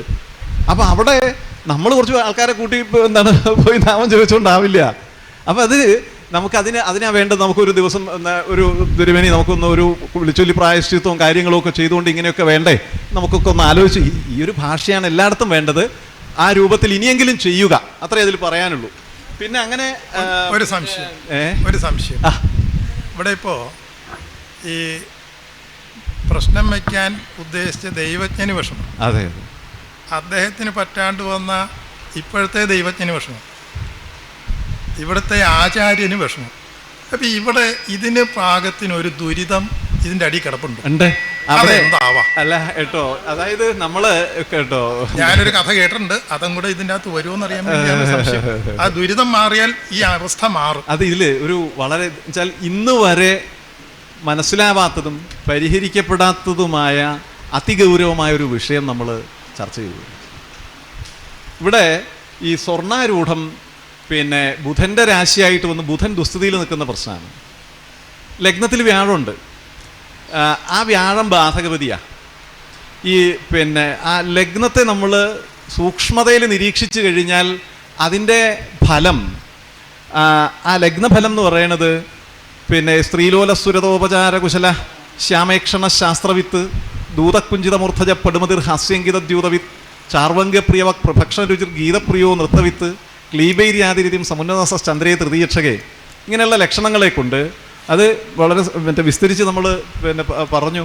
ആ ലക്ഷണത്തിൽ നിന്ന് പൂർണ്ണമായിട്ട് നമുക്ക് കിട്ടുന്ന ഒരു കൃഷ്ണനെയാണ്. പിന്നെ അല്ല ഒന്നും അദ്ദേഹത്തെ ഒന്ന് പിന്നെ അവിടെ ഉദിച്ച ഗ്രഹം വ്യാഴാണ്. പിന്നെ ആ ബുധൻ ദുസ്ഥിതി കാണിച്ച് വ്യാഴ ഉദിച്ചു. പിന്നെ ലഗ്നാധിപനായിട്ട് പിന്നെ ഈ വൃശ്ചികൻ രാശിയുടെ മധ്യദ്രേക്കാണത്തിൽ നിൽക്കുന്ന ബുധൻ സ്ഥാനസുഖന്യഭിവാഞ്ചതി എന്ന് കാണിക്കുന്ന ദ്രേക്കാണത്തിലാണ്. ദൈവജ്ഞൻ മാറേണ്ട സാഹചര്യം അല്ലെങ്കിൽ ദൈവജ്ഞന് വരാൻ പറ്റാത്ത തരത്തിലുള്ള സാഹചര്യം ഉണ്ടായി. ഇവിടെ വന്നപ്പോൾ പിന്നെ എന്താണ് നമ്മളിവിടെ വന്ന സമയത്ത് അച്യുതം വന്നില്ലേ എന്നാണ് ചോദിക്കുന്നത്. ഞാൻ പറയണത് എന്താ വെച്ചാൽ ഇത് അത് അദ്ദേഹത്തിൻ്റെ ഭാഷയല്ല, അത് മറ്റൊരു വിഷയത്തെ സൂചിപ്പിക്കാൻ വേണ്ടി അത് അച്യുതനെ അന്വേഷിക്കണം, നമുക്കിവിടെ അച്യുതനെ കണ്ടെത്തേണ്ടതുണ്ട് എന്നുള്ളതാണ് ആ ഭാഷ, ധ്വനി അതാണ്. അപ്പോൾ ഇങ്ങനെ നമുക്ക് മറ്റേ വിഷയങ്ങൾ നോക്കുമ്പോൾ ഈ ആരിപ്പോൾ വ്യാഴം നിൽക്കുന്ന ദ്രേക്കാണം നോക്കിക്കഴിഞ്ഞാൽ അത്ര ഗൗരവമുള്ള ദ്രേക്കാണമൊന്നുമല്ല. ഇനിയിപ്പോൾ വ്യാഴത്തെ നമുക്ക് എടുക്കാമെന്ന് വയ്ക്കാം, ഈ വ്യാഴം അത്ര ഗൗരവമുള്ള ദ്രേക്കാണത്തിലല്ല ഒന്നുമല്ല നിൽക്കുന്നത്. അത് പിന്നെന്താ ഭൂഷിതോ വരുണവത് ബഹുരത്നൈഹി, ബഹുരത്നങ്ങളാൽ വരുണനെ പോലെ ഭൂഷിതനായിട്ട് ബദ്ധതൂണക വചസ്സധനുഷ്ക നൃത്തവാദ്യത കലാസുജ വിദ്വാൻ, നൃത്തവാദ്യ കലകളിൽ വിദ്വാനായിട്ട് നിൽക്കുന്നൊരു നരസിംഹത്തിന് യാതൊരു തരത്തിലും യോജിക്കുന്ന രേഖാണല്ല അത്. ഇങ്ങനെ അനവധി വിഷയങ്ങളെ നമ്മൾ ഇന്നലെ കണ്ടുകൊണ്ട് ഇവിടെ അപ്പം ഞങ്ങൾ അന്ന് ഈ ഒരു ചർച്ചയിൽ ഇവിടെ പിന്നെ ആരാണ് എന്നുള്ളതിനെ സംബന്ധിച്ചൊന്ന് വിചാരം. അപ്പോഴത് ശരിക്കും പറഞ്ഞാൽ ഏതൊരു കൃഷ്ണൻ നമുക്കിവിടെ സ്മരണീയനായിട്ടുണ്ട് എന്ന് നമ്മൾ മനസ്സിലാവുന്നു.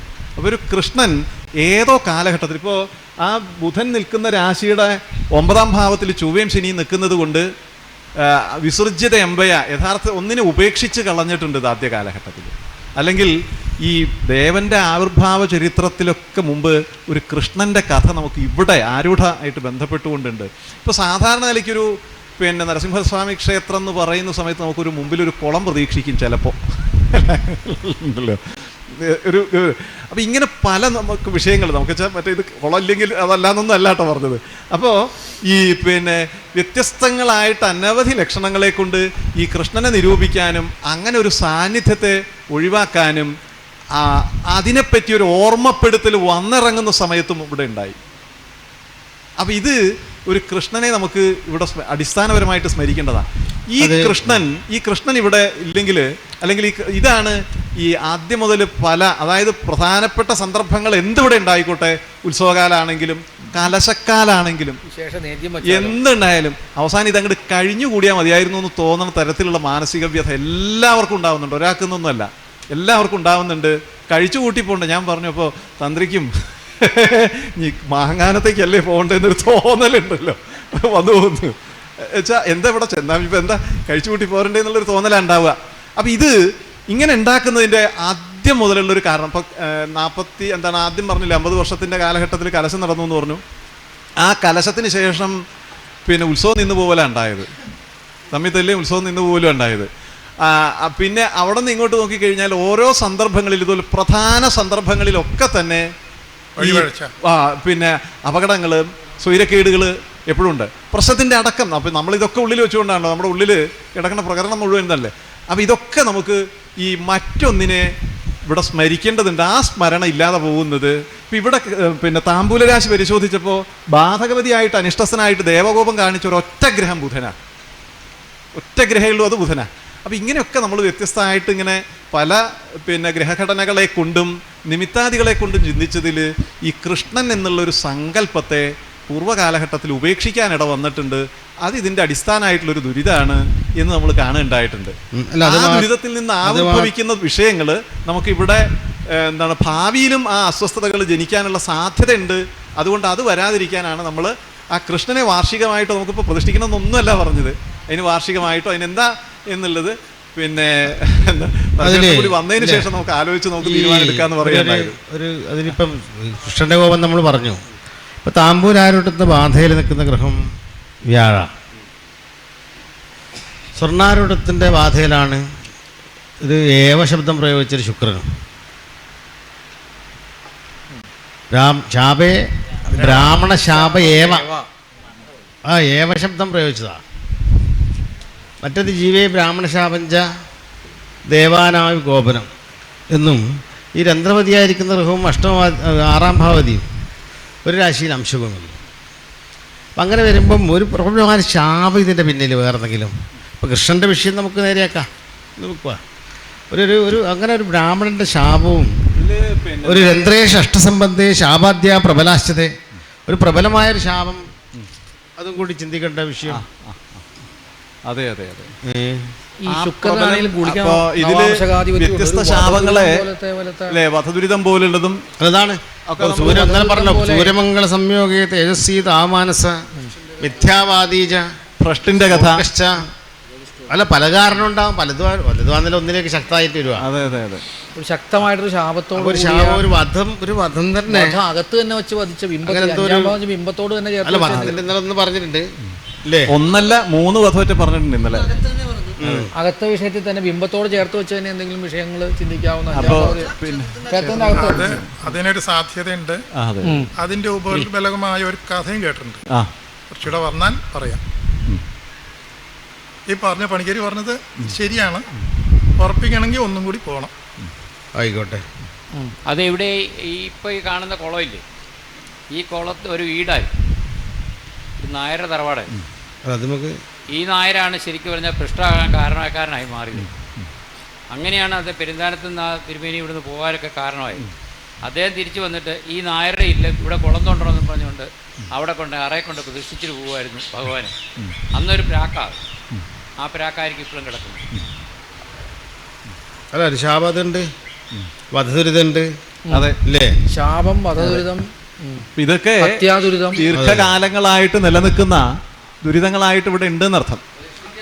അപ്പൊ പിന്നെ നല്ലവണ്ണം നല്ല കാര്യങ്ങളൊക്കെ സംഭവിക്കുക എന്ന് പറഞ്ഞാൽ അത്ര എളുപ്പമല്ലല്ലോ. എന്ത് നല്ല കാര്യത്തിനും ഒരു കലശത്തിന്റെ ഇടയ്ക്ക് ഉണ്ടായി. അതാണ് ഞാൻ ഒരു കഥ കേട്ടിട്ടുണ്ടെന്ന്. മറ്റേ 50 വർഷം മുമ്പുള്ള കലശത്തിനാ കേട്ട കഥയാണ്. അങ്ങനെ ഒരു കഥ കേട്ടിട്ടുണ്ട്. അത് ഈ അടി കിടക്കുന്ന ദുഷ്പ് വീണ്ടും പൊന്തി വന്നതാണത്. അല്ല കലശക്കാലം ഒരു പ്രായശ്ചിത്തം വേണം. അതെ അതെ. അല്ല ഈ കലശക്കാലത്ത് കാരണം ഇന്നും അദ്ദേഹം ഉണ്ട്. അപ്പോ ഇന്ന് ചെയ്യാൻ പറ്റുകയാണെങ്കിൽ ആ പ്രായശ്ചിത്തം ചെയ്യാം. പിന്നെ ഓയിക്കനായിട്ട് ബന്ധപ്പെട്ടുകൊണ്ട് എന്തെങ്കിലും സുസ ഉണ്ടായോ ആ സമയത്ത്? ഓയിക്കനായിട്ടല്ല, തന്ത്രിയായിട്ട് തന്നെ. അത് അതിൻ്റെ ഇടയിൽ വന്ന ഒരു അപാകതയാണ്. കലശത്തിൻ്റെ ഇടയിൽ അതൊരു മനസ്താപം. ഇവിടെ ഈ ചാപയെ ബ്രാഹ്മണ ശാപ ഏവ എന്ന് പറയുക, ശുക്രനാവുക, സൂര്യനോട് കൂടി നിൽക്കുക, അത് അഖരതായോഗമാവുക. അതെ അതെ അതെ. അപ്പോൾ അതിന് ഗൗരവമുണ്ട്. പക്ഷേ ഇന്നും വ്യാഴദൃഷ്ടിയിലാകുമ്പോൾ സജീവ. വ്യാഴത്തിന്റെ ദൃഷ്ടി വന്നാൽ ജീവനുള്ള അതെ. സജീവിയാണല്ലോ. ഇന്നും ആളുണ്ട്, അതിന് പ്രായശ്ചിത്തം ചെയ്യേണ്ടതാണ്. അല്ല, അത്തരം ശാപങ്ങളുടെ ഒരു പരമ്പര തന്നെ ഉണ്ട് ശരിക്കും ഉണ്ടായിരുന്നു. അത് ഈ പറഞ്ഞ പോലെ ഈ പൂർവ്വദുരിതങ്ങളുടെ ആ വിഷയമാണ്. അതിന് ഈ അടിസ്ഥാനം വേണ്ടത് നമുക്ക് തോന്നിയത് ഈ പറഞ്ഞ കൃഷ്ണനുമായിട്ട് ബന്ധപ്പെട്ട എന്തെങ്കിലും ഒരു സ്മരണ പിന്നെ പറയാം വിശേഷം. ഇത് എന്താ സംഭവം ഉണ്ടായത്? എന്താ ഇതോ കലശത്തിന്റെ ഇടയ്ക്ക് കലശം കഴിയണം എന്നാ കേട്ടത്. അന്നൊക്കെ ഞാൻ ഇത്തിരി കേട്ട കഥയാണ്. അപ്പോൾ കലശം അങ്ങോട്ട് കഴിഞ്ഞു, നമ്പൂരിമാർക്കൊക്കെ ഊണ് കഴിക്കാൻ തിരക്കായി അങ്ങോട്ട്. അപ്പോൾ ഊട്ടുകരയിൽ അങ്ങോട്ട് ഊണ് തുടങ്ങി. ഊട്ടുകരയിൽ ഊണ് തുടങ്ങി എല്ലാവരും. അയ്യോ, അതിൽ തർണല്ലൂരം പൂരി ഉണ്ടായിരുന്നു എന്നാണ് കേട്ടത്. അനിയമ്പൂരി അദ്ദേഹത്തിന് ആകെ ഇത്തിരി വിഷമായി. ഇത്ര കേട്ടിട്ടുണ്ടോ അത്? അദ്ദേഹത്തിന് ഒരു വിഷമായി എന്ന് കേട്ടു. അതാണ് ഈ സൂര്യനും ശുക്രൻ്റെയും ബന്ധം. ശാപേ ബ്രാഹ്മണ ശാപ ഏവ. അപ്പോൾ ഈ അതൊരു സൂചനയാവാം ഏത് കാര്യത്തിനും. ഇങ്ങനെ ഒരു ശാപദുരിതം, അതിൻ്റെ അടിസ്ഥാനത്തിലൊരു ദുരിതം ഉണ്ടാവും, വീണ്ടും വീണ്ടും ആവർത്തിക്കും. അതെ അതെ അതെ. അപ്പം ഇത് ഇന്നും അദ്ദേഹം ഉള്ളപ്പോൾ ആ പ്രായശ്ചിത്തം വേണമെങ്കിൽ ചെയ്യാം. അതെ. എന്നിട്ട് അദ്ദേഹം ഉണ്ണാണ്ട് പോകും. എന്താ ഒരു വിഷയം അവിടെ ആർക്കാണെങ്കിലും അങ്ങനെ തോന്നുമല്ലോ. പിന്നെ ദൈവജ്ഞേന സമാഹിതേന സമയ ദേശ സുവായു ദശ പൃഷ്ഠസ്പർശനം ആശ്രിതക്ഷം മീനൻ രാശി സ്ഥിത്യാരൂഢാണെന്ന് അല്ലേ? മീനൻ രാശി സ്ഥിത്യാരൂഢമായിട്ട് ആ ഗ്രഹസ്ഥിതി ഒന്ന് വായിക്കാം.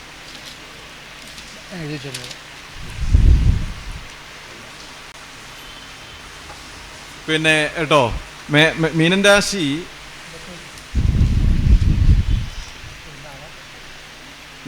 സ്ഥിത്യാരൂഢമായിട്ട് പിന്നെ ലഗ്നത്തിൽ ശനി, 2-ലില്ല, 3-ല് ചന്ദ്രനും ശുക്രനും, 4-ല് വ്യാഴം, 5-ല് ആദിത്യൻ ബുധൻ, 6-ല് ചൊവ്വ കേതു, അത് ഉദയരാശിയാണ്.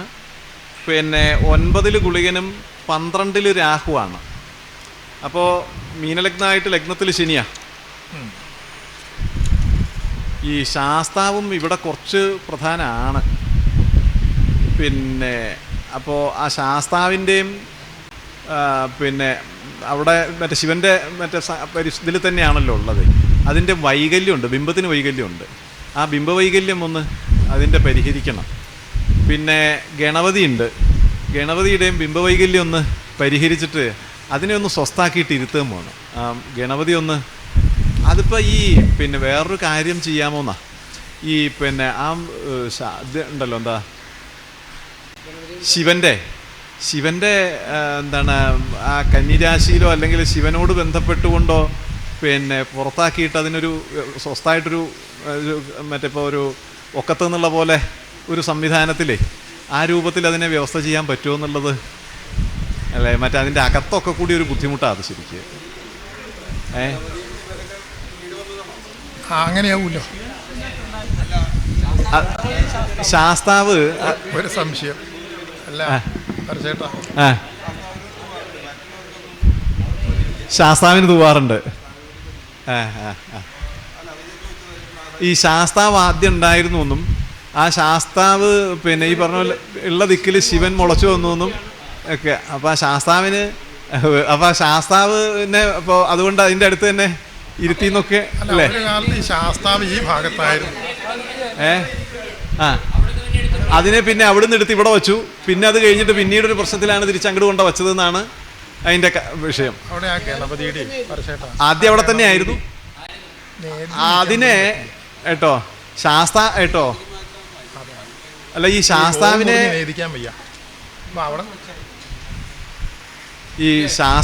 വേണമെങ്കിൽ അവിടെ തന്നെ വ്യവസ്ഥ ചെയ്താലും കുഴപ്പമില്ല. മറ്റേ ഗണപതി ഒന്ന് പ്രത്യേകമായിട്ടൊരു വ്യവസ്ഥയാക്കിയിട്ട് സംവിധാനം എന്തെങ്കിലും ചെയ്യാവും നല്ലത്. അതെ അതെ.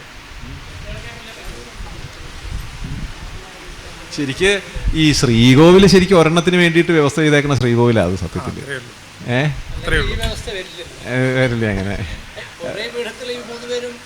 ഇത് ആദ്യം ഉണ്ടാവില്ല എന്ന് ഉറപ്പാണിത്. കാരണം എന്താ വെച്ചാൽ മറ്റേ അതിന് ഒറ്റൊരാൾക്ക് വേണ്ടിയിട്ട് അതായത് വ്യവസ്ഥ ചെയ്തേക്കണ ശ്രീകോവിലാന്നുള്ളത് സ്പഷ്ടമാണത്. അല്ല ശിവന്റെ ഏതെങ്കിലും ഒന്നിന് പാകമായിട്ടുള്ള ശ്രീകോവിലാണത്. അപ്പോൾ അവിടെ പിന്നെ എങ്ങനെയാ ആ ആയിക്കോട്ടെ. അപ്പോൾ ഏതായാലും മറ്റേ ശാസ്താവിനെ നമുക്ക് അവിടെ തന്നെ ആയാലും ഗണപതിക്ക് പ്രത്യേകമായിട്ടൊരു സ്ഥാനം ഒന്ന് പ്രത്യേകമായിട്ടൊരു വ്യവസ്ഥയാക്കി വയ്ക്കുകയും ചെയ്യാം.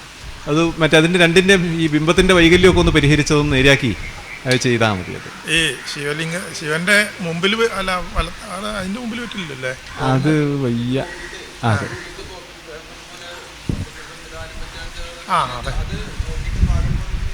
അതെ അതെ അതെ അതെ അത്രയും മതി, അത് വെച്ചാൽ മതി.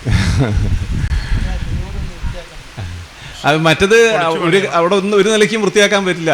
കണ്ടാലേ വെള്ളം ഒന്നും ചെയ്യാൻ പറ്റില്ല അവിടെ. അപ്പം അതെ, പിന്നെ പറഞ്ഞ പോലെ ഓവിൻ്റെ അടുത്താ ഗണപതി ഒക്കെ കൂടി അവിടെ ഒരു അസൗകര്യം എല്ലാം കൂടി. അത് നോക്കാതെ പിന്നെ പ്രശ്നാക്ഷരാണി, പിന്നെ മാങ്ങാനം നരസിംഹസ്വാമി ക്ഷേത്രത്തിൽ അഷ്ടമംഗല പ്രശ്നത്തിന് ക്ഷണിക്കാൻ വന്നതാന്നുള്ളതാണ് ആവശ്യം. അപ്പോൾ 1, 2, 3, 4, 5, 6, 7, 8, 9, 10, 11, 12, 13, 14, 15, 16, 17, 18, 19, 20, 21, 22, 23, 24, 25, 26, 27 അക്ഷരങ്ങളാണ്. വളരെ പണിപ്പെടണം. 27 അക്ഷരങ്ങളാണ്. അപ്പോൾ ഈ ഒട്ടാകെ പറഞ്ഞ അക്ഷരസംഖ്യകളെ പിന്നെ 3 കൊണ്ട് ഹരിച്ചാൽ ത്രിഭിപ്പരിഹൃദയ ശിഷ്ടൈകതാചിത് ഗതസാധ്യോ നൂനം കാര്യങ്ങളൊക്കെ സാധിക്കും. അനായാസമായിട്ട് സാധിക്കും. അസാധ്യേവ യുഗളെ അനായാസമായിട്ട് സാധിക്കും. അനായാസമായി സാധിക്കും. 2 വന്നാൽ ഒന്നും നടക്കില്ല. നടക്കും, നമ്മൾ നടക്കും. ഇത് 3 പിന്നെ 3 വന്നാൽ ദുശ്ശമ, പ്രയാസപ്പെട്ടാൽ കാര്യങ്ങളൊക്കെ നടക്കും. 3 അതെ. ഇവിടെ ഇപ്പോൾ 27 അക്ഷരങ്ങളാണ്. 27നെ 3 ഹരിച്ചു കഴിഞ്ഞാൽ ശിഷ്ടം എത്രയാ വരിക? 3 തന്നെ വരും. അപ്പോൾ പ്രയാസപ്പെട്ടിട്ടാണെങ്കിലും അല്ലെങ്കിൽ കുറച്ച് ബുദ്ധിമുട്ടിയാലും കാര്യങ്ങളൊക്കെ നടക്കുന്നുള്ളത് സൂചിപ്പിക്കും. എല്ലാവരും ഉത്സാഹിച്ചാലും സംഗതി നടക്കുന്നു. അതെ, എല്ലാവരും ഉത്സാഹിക്കണം, എന്നാൽ സംഗതി നടക്കും. രണ്ടാണെങ്കിൽ ഇനിയിപ്പോ എത്ര ഉത്സാഹിച്ചിട്ടും നടക്കും, ഒരു കാര്യം നടക്കൂല. 3 വന്നല്ലോ. അതെ, 2 വന്നില്ല, നടക്കില്ല എന്ന് വന്നില്ല. നടക്കും, കുറച്ച് പ്രയാസപ്പെടണം. അത് ഇവിടുത്തെ അവസ്ഥകൾ കണ്ടപ്പോ. അതെ, അതെ. പിന്നെ അഷ്ടവിഭാജിതേ പഞ്ചഖന ഇഷ്ടവിഭാജിത അക്ഷരഗണേ ദൂതോദിതേ ശിഷ്യതേ തത്രൈകം വിധി ദേവരാജ് ചിമുഖാദിക്വാദിത്യാദികം. ഈ ഒട്ടാകെ പറഞ്ഞ അക്ഷരസംഖ്യകളെ 5 പെരുക്കിയിട്ട് 8 ഹരിക്കുകയാണ്. ശിഷ്ടം 7 അല്ലേ? കുബേരൻ ദേവതയാണ്. അതെ, കുബേരൻ എന്നാൽ ദേവദ്വിജർച്ചന വിധിം ജനിഭേ ജനാനാം രുക്ഷാന്തയേ വിഹിതവാൻ അളകാധിനാഥ. ദേവദ്വിജർച്ചന വിധിം ജനിഭേ. ഒരു ദിവസം എന്തായാലും ഒരു പിന്നെ ഏതെങ്കിലും ഒരു ദിവസമെങ്കിലും ഒരു പിന്നെ 4 കറിയൊക്കെ ആയിട്ടൊരു ദേവന്മാർ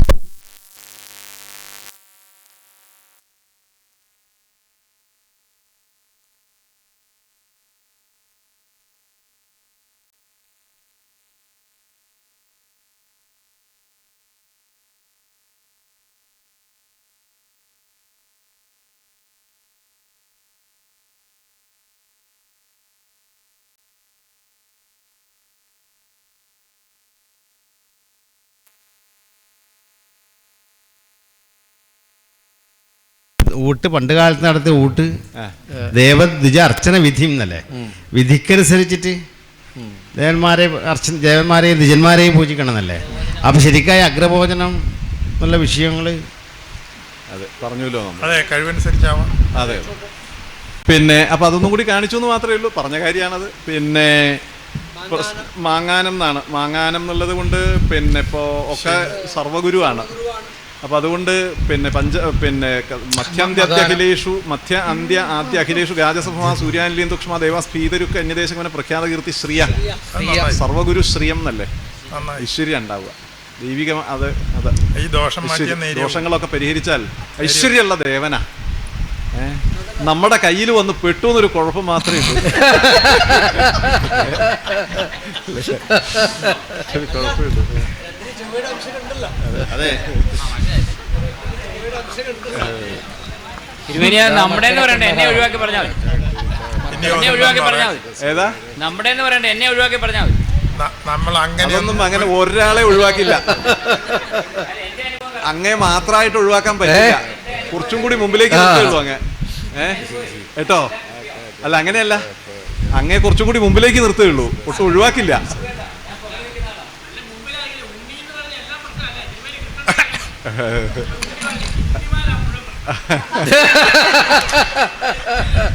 മുമ്പിൽ നിർത്തിയിട്ടേ ഉള്ളൂ അല്ലേ? ഉണ്ണിച്ചേട്ടനെയാണ് മുമ്പിൽ നിർത്തുക ഞങ്ങള്.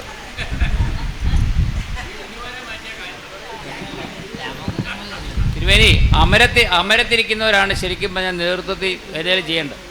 അമരമാണ് പഴയ കുട്ടനാട്ടുകാരുടെ അമരം എന്ന് പറഞ്ഞത്. പുറകിലാ നിൽക്കേണ്ടത്, അമരം പുറകിലാ. ഈ മുമ്പിലും പുറകിലും ഒരേപോലെ നിൽക്കാൻ പറ്റില്ലല്ലോ, അതുകൊണ്ടാ പറഞ്ഞതേ. മുമ്പിൽ നിൽക്കും, കഴിഞ്ഞിട്ട് ഇരിക്കുമ്പോ അവസാനം പുറകിൽ പോയി ഇരിക്കുകയും ചെയ്യും. മുമ്പിൽ നിന്ന് കാര്യമൊക്കെ ചെയ്തിട്ട് അവസാനം പുറകിൽ പോയി ഇരിക്കുന്നത് നല്ലതല്ല. ഇതുകൊണ്ടൊന്നും എനിക്ക് പ്രത്യേകിച്ച് ലാഭമൊന്നും ഉണ്ടാക്കാനല്ല, അതുകൊണ്ടാ പുറകിൽ. അതില്ലെന്നേ, ആർക്കും ലാഭം ആർക്കില്ലല്ലോ. ആർക്കപ്പം ഇതിൽ ലാഭമുള്ളത്?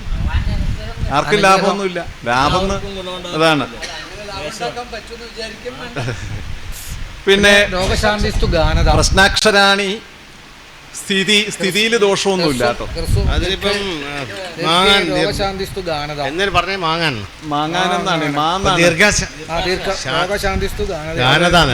പാട്ട് വേണം. മറ്റേതുണ്ടല്ലോ, ആ കൂത്തുണ്ടല്ലോ, കൂത്തൊക്കെ വിശേഷമായിട്ട് പറഞ്ഞിട്ടുണ്ട്. അത് പിന്നെ അത്യാവശ്യം അതെ, വിശേഷമായിട്ട് കൊല്ലത്തിൽ കൂത്ത് നല്ലതാ. ഇവിടെ ശരിക്കും നിത്യം കൂത്ത് നടന്ന സ്ഥലമായത്. അതിൽ അസ്യങ്കിത തന്നെ പ്രശ്നവാചകത്തിലെല്ലാം എല്ലാം വന്നിട്ടുണ്ടോ? അല്ലേ? അതെ അതെ, പ്രശ്നാക്ഷരം എല്ലാം വന്നിട്ടുണ്ടോ? പ്രശ്നാക്ഷരാണി വാക്കെല്ലാം വന്നിട്ടുണ്ടോ? വന്നു. അതാണ് മാങ്ങാനം നരസിംഹസ്വാമി ക്ഷേത്രത്തിൽ അഷ്ടമംഗല പ്രശ്നത്തിന് ക്ഷണിക്കാൻ വന്നതാന്നുള്ളതാണ്. മതി, കുഴപ്പമൊന്നുമില്ല, വലിയ വിഷമമൊന്നുമില്ല. അത്യാവശ്യം വേണ്ട കാര്യങ്ങളൊക്കെ അതിൽ വന്നിട്ടുണ്ട്. വലിയ കുഴപ്പമൊന്നും, സന്നിഗ്ധാവസ്ഥ ഇല്ല, അതൊന്നുമില്ല. അല്ല, അതിലിപ്പം പ്രമാണവാക്യാണല്ലോ. മറ്റേ ഇദ്ദേഹം പറഞ്ഞത് പ്രമാണവാക്യാണ്. അങ്ങല്ലേ ആവശ്യം പറഞ്ഞത്? അവിടെ പോയി ക്ഷണിച്ച വാചകം പറഞ്ഞത് അങ്ങനെയല്ലേ? ഒരാളുള്ളൂ, പിന്നെ സംശയമില്ലല്ലോ. അല്ല, അങ്ങനെയല്ല. ആ ആൾ അദ്ദേഹം തന്നെ അല്ലേന്നാ ചോദിച്ചു. അതാ പറഞ്ഞേ. അപ്പൊ നല്ല ഭംഗിയായിട്ടുണ്ട് കേട്ടോ. പറഞ്ഞതൊക്കെ നന്നായിട്ടുണ്ട് എന്നാ പറഞ്ഞതേ. നല്ല വാചകമായി എന്നാ പറഞ്ഞത്. വല്ലത് നല്ലത് പറയണ്ടേന്ന് വിചാരിച്ചിട്ട് പറയണതാണ്. അങ്ങനെയല്ല കേട്ടോ രസം പറയണ. എപ്പോഴും ചീത്ത പറഞ്ഞാൽ പോരല്ലോ. അപ്പോ ഏതായാലും വേറൊരു കാര്യമുണ്ട്, പാചകമൊക്കെ നന്നായി. അതിൽ വേറൊരു കാര്യമുണ്ട്. എബ്രഹാം ലിങ്കനെ വെടിവെച്ച് കൊല്ലുമായിരുന്നു, മഹാത്മാഗാന്ധിയും വെടിവെച്ച് കൊല്ലുമായിരുന്നു. അതുപോലെ അതിൽ വേറെ വലിയ വ്യത്യാസമൊന്നും എനിക്ക് എന്തായാലും അങ്ങനെ ആരും വെടിവെച്ച് കൊല്ലില്ല, അതുകൊണ്ട് പ്രത്യേകിച്ച് പ്രയോജനമില്ല. അതുകൊണ്ടാണ് കുറച്ച് കഴിയുമ്പോൾ കാണാൻ പ്രത്യേകിച്ച് ലാഭമൊന്നുമില്ല.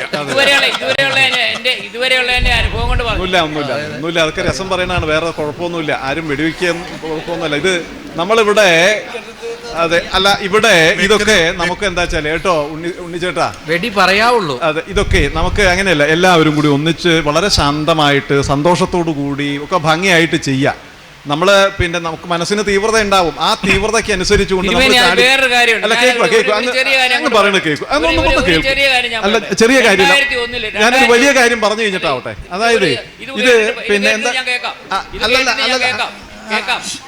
അല്ല, ഇപ്പൊ ഈ സദസ്സിന്റെ അധ്യക്ഷൻ ഞാനാണോ? ഞാൻ ഒന്ന് പറയണ കേൾക്കൂ.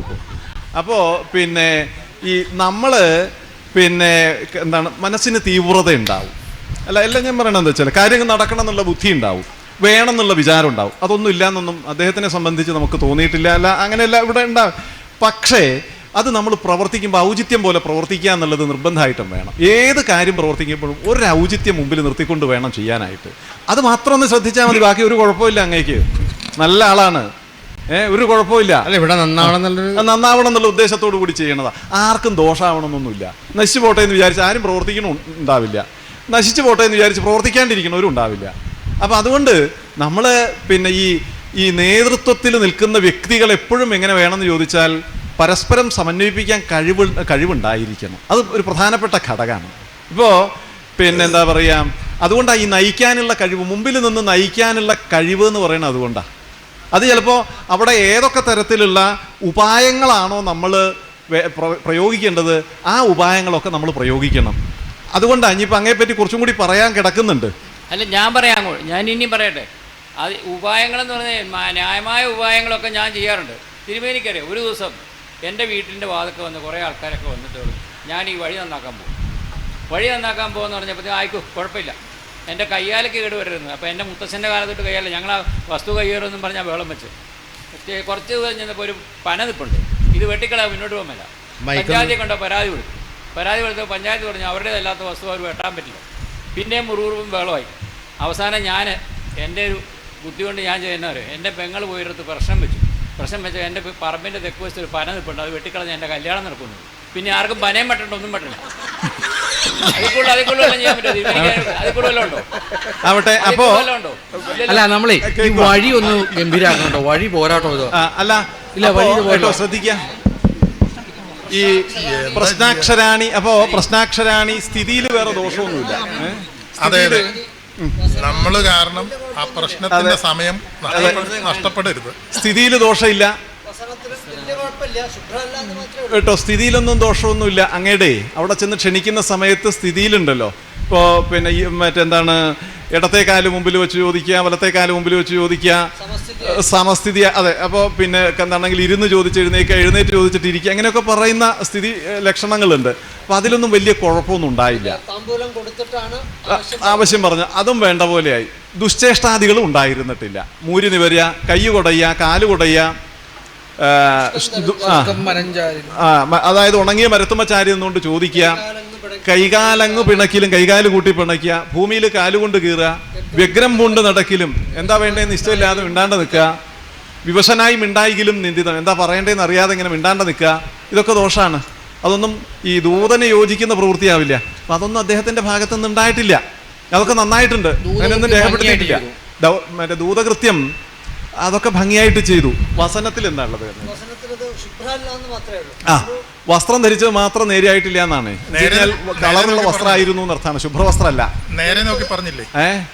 അപ്പോ അതിന്റെ ഫലം എന്താ വെച്ച് കഴിഞ്ഞാൽ വ്യസനം പ്രയാതി എന്നാണ്. മറ്റൊന്നും വന്നിട്ടില്ല.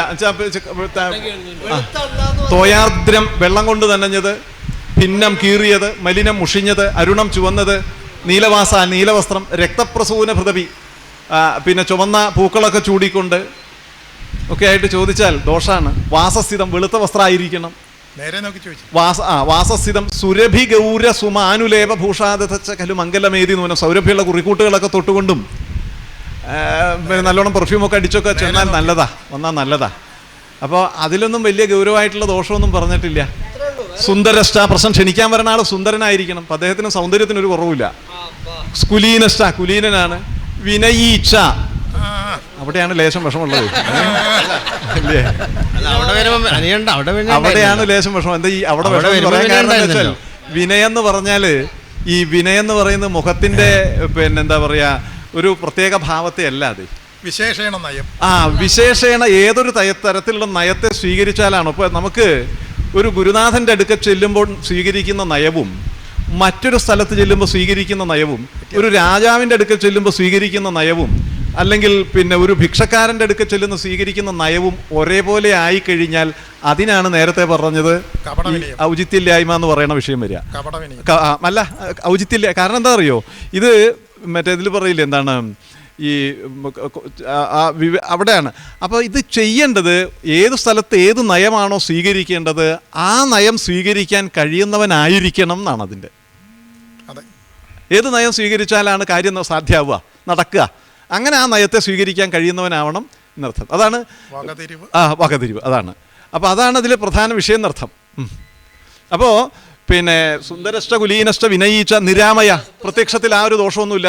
പ്രത്യക്ഷത്തിൽ കണ്ടാൽ രോഗങ്ങൾ ഈ നമ്മൾ പിന്നെന്താണ് ഈ ഹനുമാൻ്റെ കണ്ടിട്ടില്ലേ? ഹനുമാൻ അങ്ങനെയാണ്. പിന്നെ സീതയെ കാണാൻ സീതയെ അന്വേഷിച്ച് പുറപ്പെട്ട സമയത്ത് സീതയെ കാണുമ്പോൾ എന്താ ചെയ്യേണ്ടത്, എങ്ങനെയാ ചെയ്യേണ്ടത്, ഏത് തരത്തിലാണ് ചിന്തിക്കണം, എത്ര അദ്ദേഹം ചിന്തിച്ചെന്നുള്ളതിന് കയ്യും കണക്കുമില്ല. പിന്നെ ദ്വിജാതിരിവ സംസ്കൃതം രാവണം മന്യമാനാമാം സീതാഭീതാ ഭവിഷ്യതി. ഇത് പിന്നെന്താണ്, ഞാൻ ഏത് തരത്തിൽ ഈ സീതയോട് സംഭാഷണം ചെയ്യണം എന്നൊക്കെ വളരെ കരുതിക്കൂട്ടിയാ ഇതാവണത്. അതായത് നല്ല ശുദ്ധമായ സംസ്കൃതത്തിൽ, വ്യാകരണബദ്ധമായ സംസ്കൃതത്തിൽ സീതയോട് സംസാരിച്ചാൽ ഞാൻ രാവണൻ വേഷം മാറി വന്ന ആളാണ് എന്ന് രാവണൻ സംശയിച്ചേക്കുമോ എന്നുള്ളത് കൊണ്ട്, അതെ സീത സംശയിച്ചേക്കുമോ എന്നുള്ളത് കൊണ്ട് പിന്നെ സാധാരണ സംസ്കൃതത്തിലാണ് സംഭാഷണം ചെയ്തതെന്നാണ്. എന്നാൽ ശ്രീരാമനുമായിട്ട് സംഭാഷണം ചെയ്യുന്ന സമയത്ത് നല്ല ശുദ്ധ സംസ്കൃതത്തിലാണ് സംസാരിച്ചതെന്ന് നമുക്ക് മനസ്സിലാവും. കാരണം അദ്ദേഹം ചിന്തിക്കുന്നുണ്ട്, നൂനം വ്യാകരണം കൃത്സം അനേന ബഹുധാശ്രുതം ബഹുവ്യാഹരദാനേന ന കിഞ്ചിത് അപശബ്ദിതം അവിസ്തരമസന്ദിഗ്ധം അവിളംബിതം അവ്യഥം ഉരസ്ഥം കണ്ഠകം പ്രോക്തം വർത്തതേ മധ്യമസ്വരം സംസ്കാരക്രമസമ്പന്നാം അദ്ഭുതാം അവിളംബിതാം ഉച്ചാരേതി കല്യാണീം വാചം ഹൃദയഹർഷിണീം നൂനം വ്യാകരണം കൃത്സം അനേന ബഹുധാശ്രുതം.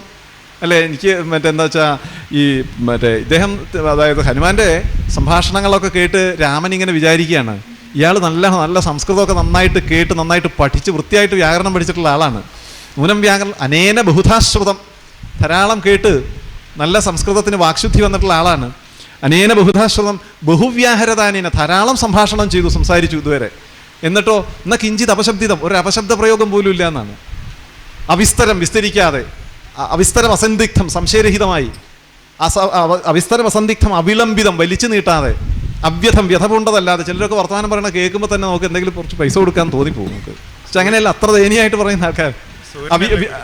അവിളംബിതം, അവ്യഥം, വ്യഥപൂണ്ടതല്ല, അവ്യഥം. ഉരസ്ഥം കണ്ഠകം പ്രോക്തം വർത്തതേ മധ്യമസ്വരം. പിന്നെ സംസ്കാരക്രമസമ്പന്നാം അദ്ഭുതാം വിളംബിതാം ഉച്ചാരേതി കല്യാണി വാചകത. കേൾക്കും തോറും വീണ്ടും വീണ്ടും ഇങ്ങനെ കേൾക്കണം എന്നുള്ള ഒരു തോന്നൽ ഉണ്ടാവുന്നു എന്നാണ് ഈ അദ്ദേഹത്തിൻ്റെ സംഭവം. അത്ര വ്യാകരണ ശുദ്ധിയോടുകൂടി ആണ് രാമൻ്റെ അടുക്കൽ സംസാരിച്ചത്. ഈ മറ്റെന്താണ് സീതയുടെ അടുക്ക പെരുമാറിയ ഹനുമാനെ അല്ല നമ്മൾ രാവണൻ്റെ അടുക്ക ചെല്ലുമ്പോൾ കാണുന്നത്. ശ്രീരാമൻ്റെ അടുക്ക ചെയ്ത ആളല്ല സുഗ്രീവൻ്റെ അടുക്കൽ നിൽക്കുമ്പോൾ.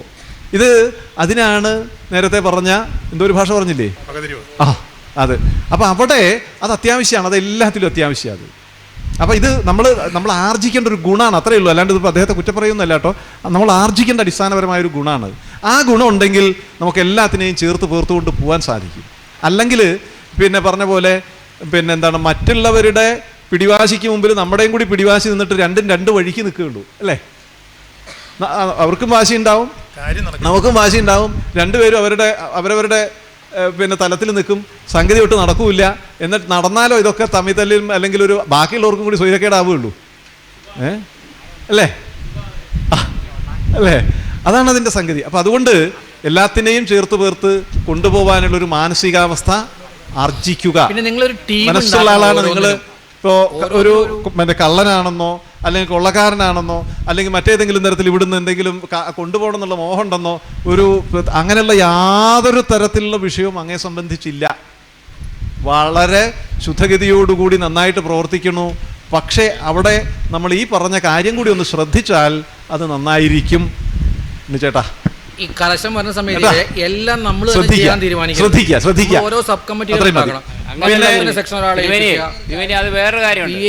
എല്ലാവരെയും കാണുമ്പോൾ ഒരേ രീതിയിൽ സംസാരിക്കുകയും ഒരേ രീതിയിൽ പെരുമാറുകയും ചെയ്യുന്നവരാണ് നല്ലത്. അല്ലാതെ പറ്റൂല. അത് ഈ നടപടിയിൽ പറ്റൂല. അതാ പറഞ്ഞ ഈ സ്ഥാനത്തിരിക്കുമ്പോൾ അല്ലെങ്കിൽ ഇങ്ങനെ ഒന്ന് വേണമെന്ന് ആഗ്രഹിക്കുമ്പോൾ നടക്കൂല. അതിന് പറ്റൂല. അത് നമ്മൾ വേണ്ടി എല്ലാം ഒരുപോലെ നമുക്ക് ആവാൻ പറ്റില്ല. കലാപരിപാടികൾ കലശം വരുമ്പോൾ പല പരിപാടികളുണ്ടാകും. അതാണ് ഓരോ ഭാവമാണ്. മറ്റത് കള്ളത്തരം പറയണമെന്നല്ല, ഉള്ളിൽ വെച്ചിട്ട് വേറെ പറയണമെന്നല്ല ഈ പറഞ്ഞത്. അതിൽ നമ്മളുടെ ഭാവം നമ്മൾ പ്രകടമാക്കുന്ന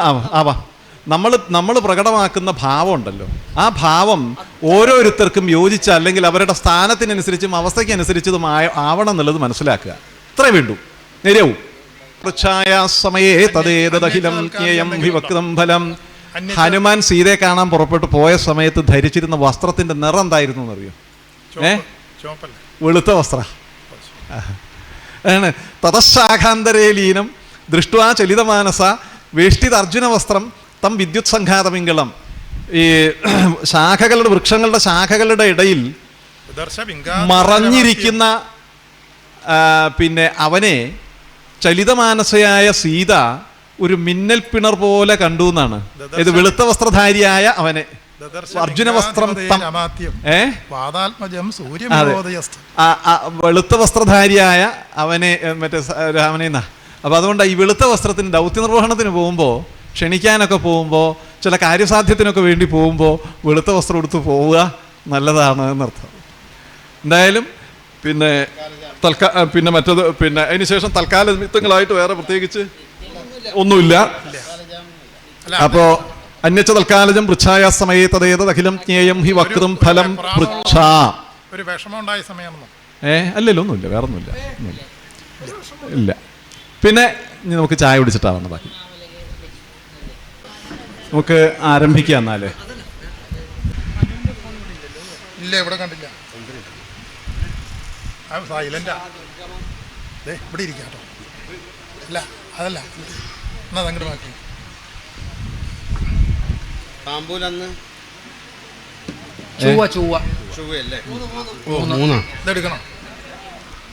പിന്നെ പ്രശ്നത്തിന് വേണ്ടി പുറപ്പെട്ടത് ഇന്നലെ രാവിലെ ചന്ദ്രന്റെ കാലഹോരയിലാണ് പുറപ്പെട്ടത്. പ്രശ്നകാലോദ്ഭവം ബുദ്ധ്വ സദസൽ സമയാധികം നിർഗച്ഛേൽ സമയേ ജീവകാലഹോരാധികേ ശുഭേ. പ്രശ്നകാലത്തിൻ്റെ ഗുണദോഷങ്ങളായ സമയങ്ങളെയൊക്കെ വേണ്ട പോലെ മനസ്സിലാക്കിയിട്ട് വ്യാഴം മുതലായിട്ടുള്ള ശുഭ കാലഹോരകളിൽ പുറപ്പെടാനാണ് നിർദ്ദേശം. അപ്പോൾ പിന്നെ ചന്ദ്രൻ്റെ കാലഹോരയിൽ പുറപ്പെട്ടു. ചന്ദ്രേ ശക്തിക്ഷയോന്നഹാനിശ്ച ഗ്രഹദിവസഫലം യദേവയാതുസ്തദഖിലമേവ കരോതി തസ്യ ഹോര ഹിമസലിലസൃജാ വിനാഹ കശ്ചിൽ യുവതി സമാശ്രയ രത്നദേതി ചാന്ദ്രി. കശ്ചിൽ യുവതി സമാശ്രയ രത്നദേതി ചാന്ദ്രി. അപ്പോൾ ഇന്നലെ നമ്മൾ പറഞ്ഞു അതെ അതെ. അപ്പോൾ പിന്നെ സ്ത്രീകളുടെ കമ്മിറ്റി വേണം, സ്ത്രീകളെ കുറെ കൂടി സജീവമാക്കി മുന്നിൽ നിർത്തണം എന്ന് പറയുക. ഇവിടെ ഈ നാട്ടിൽ നാരായണീയൊന്നും ഇല്ലേ? വേണമെന്നാണ് അർത്ഥം. നാരായണൻ. അതുകൊണ്ട് ശ്രേയസ്സിന് അതുകൊണ്ട് ശ്രേയസ് ഉണ്ടാവുന്നതാണ്. കശ്ചിൽ യുവതി സമാശ്രയ രത്നദേതി ചാന്ദ്രി. നമ്മൾ ഒരിക്കലും സാധിക്കില്ല, ഒരു കാലത്തും നടക്കില്ല എന്നൊക്കെ വിചാരിക്കുന്ന കാര്യങ്ങളൊക്കെ നിഷ്പ്രയാസം നടന്നു പോകുന്ന അർത്ഥം. ഹിമസലില സൃജാ വിനാഹ കശ്ചിൽ യുവതി സമാശ്രയ രത്നദേതി ചാന്ദ്രി. മറ്റത് പിന്നെ അനില കഫജരോഗൻ ശക്തിമാൻ അന്നഹാനിം സലിലജനിത പീഡം ചന്ഹേ ആതാ ഹിമാംശോ. അപ്പോൾ അനില കഫജരോഗൻ ശക്തിമാൻ അന്നഹാനിം, ശക്തിഹാനി മാനഹാനി അന്നഹാനി ഇതൊക്കെയല്ലേ. അന്നഹാനി എന്നൊക്കെ പറഞ്ഞത് കൊണ്ട് ഹാനി കുറവ് വരിക. അപ്പൊ ഈ നിവേദ്യ വിഷയങ്ങളൊക്കെ പൂർവ്വനിശ്ചയത്തെക്കാൾ കുറഞ്ഞ് ചെയ്തു വരുന്ന സാഹചര്യങ്ങൾ ഉണ്ടാവുന്നത് ഏതാ? അന്നക്ഷ്. അപ്പൊ അത് അതെ. അപ്പൊ അത് പിന്നെ കുറഞ്ഞു പോവുക, പഠിത്തരത്തിന് കുറവ് വരിക. നടക്കുന്നൊരു സംശയം പല പ്രകാരത്തില്. 75 കലശം കഴിഞ്ഞിട്ട് അന്ന് നിശ്ചയിച്ച പഠിത്തരത്തിന് മാറ്റം വന്നിട്ടില്ല. കാരണം അന്ന് എന്താണോ നിശ്ചയിച്ചത് അത് ഇന്നും തുടർന്ന് പോരും. അന്ന് നിശ്ചയിച്ചത് അതിനുശേഷം കലശം നടന്നില്ല. ഇല്ലാന്ന് 50 കൊല്ലായി. 50 അന്ന് നിശ്ചയിച്ചതിന് ഒന്നും കുറവ് വന്നിട്ടില്ല, കൂടുതലേ ഉള്ളൂ. ആയിക്കോട്ടെ. അതെ, എന്നാലും പഠിത്തരം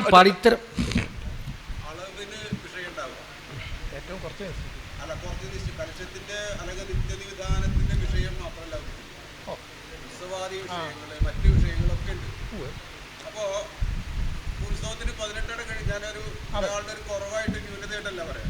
18 കഴിഞ്ഞ് ഉത്സവത്തിലേക്ക് വെക്കുകയാണെങ്കിൽ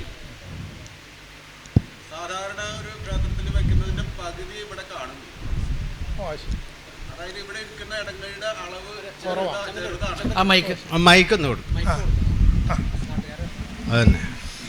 ഇവിടെ എടുക്കുന്ന പാത്രത്തിൽ കൊള്ളുന്ന അളവ് കുറവാണ്. അപ്പോൾ ഈ ദേശത്തുള്ള ഒരു ഇടങ്ങഴി ആയിരിക്കാം അത്. പക്ഷേ നമ്മളെ സംബന്ധിച്ചിടത്തോളം ഇപ്പോൾ ഉത്സവത്തിലേക്ക് തൂവാൻ വരുമ്പോൾ അവിടെ കാണുമ്പോൾ പകുതി അരി ആവശ്യമുള്ളൂ, അത് പോരാ എന്നുള്ളൊരു തോന്നലും പറയലും 2 കൊല്ലമായിട്ട് മാറ്റം വരലും ഉണ്ടായിട്ടുണ്ട്. ഇല്ല എന്ന് പറയില്ല. അല്ല, അതൊരു സൂചിപ്പിക്കുക. പിന്നെ നിവേദ്യം ഉത്സവ ബലിയായാലും ശ്രീഭൂത ബലിയായാലും എന്തായാലും ഉത്സവ ബലിയുടെ പരാതി നമുക്ക് പരിഹരിക്കാം. ഈ അതുപോലെ നിവേദ്യം വെച്ചത് മുഴുവൻ നിവേദിക്കാതിരുന്നാലും ഈ വിഷയം വരാം. നമ്മൾ രാവിലെ ചോദിച്ചായിരുന്നു. അല്ല, ഇവിടെ സാധാരണ നിലയ്ക്ക് അങ്ങനെ കാണാൻ വഴിയില്ല. അല്ല, ഞാൻ പറഞ്ഞൊരു ഇത് പറഞ്ഞു. അപ്പൊ ഈ വിഷയം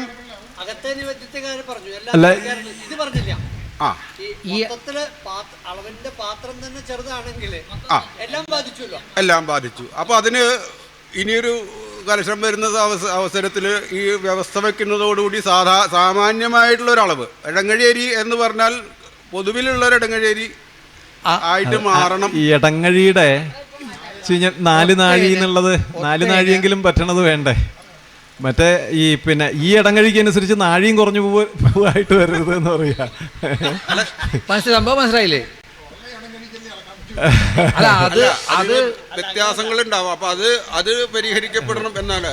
പിന്നെ ഈ വ്യവസ്ഥയിൽ ഞാൻ പറയുന്നത് ഈ എല്ലായിടത്തും കുറവാണ്. ഒത്തേനും അഴുവിനും അത് അളവില്ല നിശ്ചയിച്ചിട്ടുണ്ടാവാം മേ ബി. അല്ല അപ്പൊ അതും എല്ലാം ഈക്വലായിട്ട് പോകണം.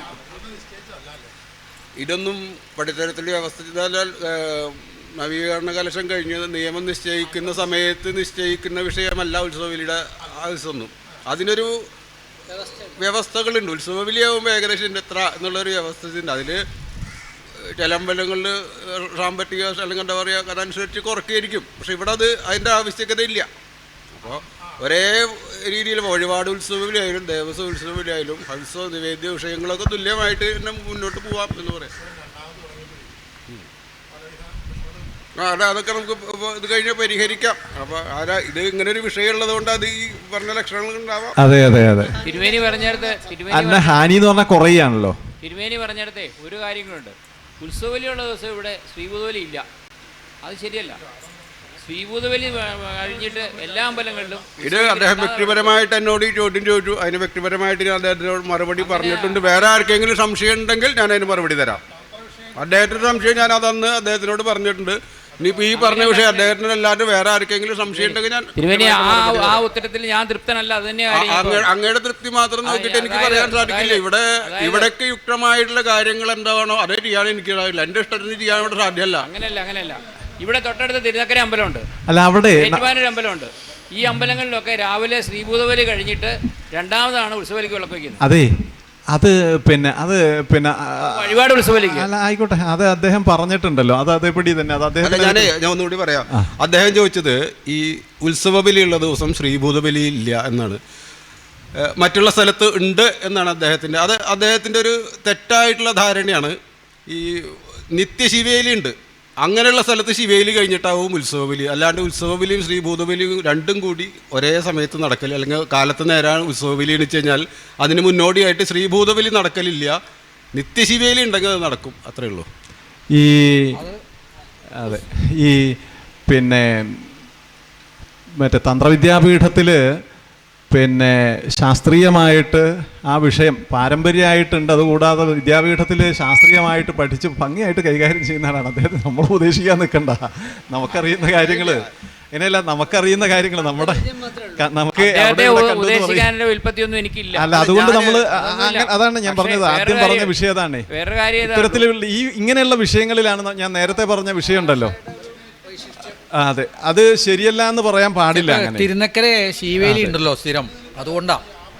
അതെ, അതാണ്. അത് ആവശ്യമില്ല, അതിന്റെ ആവശ്യമില്ല. അത് വിടൂ, അത് പോട്ടെ. ഒരു വഴിപാടുകാരൻ വഴിപാട് കഴിച്ചാൽ ആ വഴിപാടിന്റെ ഗുണവും ദോഷവും ഒക്കെ വഴിപാടുകാരനുള്ള അമ്പലത്തിൽ ശ്രീഭൂതബലി ഉണ്ടെന്ന് ആ വിഷയത്തിൽ അത് അധികം ചർച്ച വേണ്ട. അത് പറഞ്ഞു കഴിഞ്ഞിട്ടുണ്ട്. ആ വിഷയത്തിൽ അത് ചർച്ച വേണ്ട. കൈപ്പള്ളി പറഞ്ഞ ഇത് തെറ്റാണെന്ന്. അതങ്ങനെയല്ല. അത് എന്താണ്, അത് വേണ്ട. അദ്ദേഹത്തോട് ഇനിയിപ്പോൾ ചോദിക്കാൻ നിവൃത്തിയില്ലല്ലോ, അതുകൊണ്ട് വേണ്ട. ഇപ്പം അതൊന്നും വേണ്ട. നമുക്ക് അനുമതിയുണ്ട്, ആവട്ടെ. പിന്നെ എന്താണ് അതിന് ശക്തിക്ഷയൊന്നഹാനിഷ്ടാന്നല്ലേ. പിന്നെ അത് കഴിഞ്ഞിട്ട് നമ്മൾ പിന്നെ അവിടുന്ന് വേറെ ശുഭനിമിത്തങ്ങളും ദുർനിമിത്തങ്ങളും പ്രശ്നകാലോദ്ഭവം ബുദ്ധ്വാ സദസൽ സമയാധികം നിർഗച്ഛേൽ സമയേ ജീവകാലഹോരാധികേ ശുഭേ. പിന്നെ അവിടുന്ന് പോന്നു.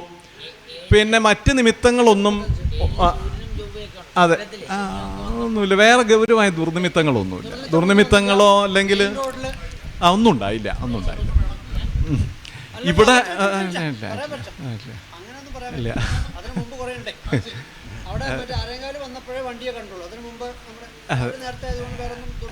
ഒന്നും ഉണ്ടായില്ല. മന്ദിരഗതിയിലാണ് അവിടെ ഞാൻ പറഞ്ഞല്ലോ. അപ്പോൾ ഇവിടെ വന്ന് അതെ. അപ്പോൾ പിന്നെ അങ്ങനെ ഒരു സംഗതി ഉണ്ടായി നമ്മൾ നേരത്തെ പറഞ്ഞു കഴിഞ്ഞതാണ്. പിന്നെ അതിനുശേഷം അപ്പോൾ പിന്നെ ഈ പറഞ്ഞ പോലെ ഒന്ന് പിന്നെ എന്താ പ്രത്യേകിച്ച് അങ്ങനെ ആരും ഒന്നും പുറത്തേക്കും കണ്ടില്ല. അതൊന്നും ഉണ്ടായിട്ടില്ല. സ്വീകരണം നല്ല വരുമെന്ന് പറയില്ലെങ്കിലും വേണ്ടേ, ഒന്നും ഉണ്ടായില്ല. പിന്നെ അതിന് പകരം ഇങ്ങനെ ഒന്നും ഉണ്ടാവുകയും ചെയ്തു. പിന്നെ അകത്തേക്ക് വന്നു. പിന്നെ പുറത്തേക്ക് പോവുക. അതെ, അല്ല പുറത്തേക്ക് അതെ അപ്പോൾ ശയനാസനയാനാനാം ഉത്താനാനാഞ്ച ദർശനം ന്യുബ്ജാനാം ഇതരേഷാം ച പാത്രാദീനാം അശോഭനം. ദോഷാണത്. അതെ അതെ. അപ്പോൾ പിന്നെ ഒന്ന് പുറത്തേക്ക് കൊണ്ടുപോവല്ലേ ഇത്. അത് പ്രത്യേകിച്ച് അപ്പോൾ ഈ നേരത്തെ പറഞ്ഞ ഈ ഒരു വിഷയമുണ്ടല്ലോ, ഈ കൃഷ്ണനോ അല്ലെങ്കിൽ വൈഷ്ണവമായൊരു സാന്നിധ്യം, ആ വിഷയത്തിൻ്റെ അതേപോലെ ഒന്നിൻ്റെ ഒരു വൈഷ്ണവമായ സാന്നിധ്യത്തിൻ്റെ തിരോധാനത്തെ സംബന്ധിച്ച് അല്ലെങ്കിൽ അതിൻ്റെ നഷ്ടപ്പെടലിനെ സംബന്ധിച്ചൊരു സൂചന നൽകുന്നതാണ് ആ വിഷയം.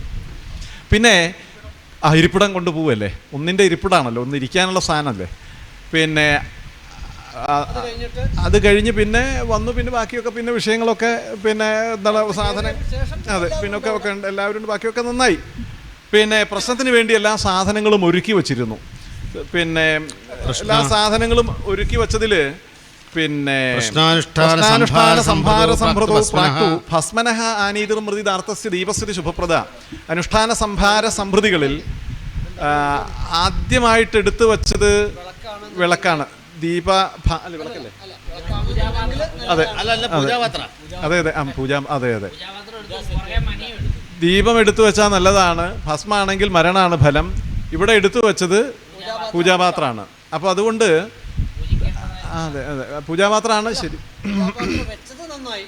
അതെ അത് റിക്തയായിരുന്നു, റിക്തമാണ്. എന്തായാലും പൂജാപാത്രമാണെന്ന് വയ്ക്കുക. അതെ അതെ അതെ അതെ അതെ അതെ നന്നായി. അത് ദോഷമല്ല, പൂജാപാത്രം എന്നുള്ളത് ദോഷമല്ലല്ലോ. പക്ഷേ രണ്ടാം ദീപസരോവര അതെ മണിയും എടുത്തു വെച്ചു. മണി രണ്ടാമതെടുത്ത്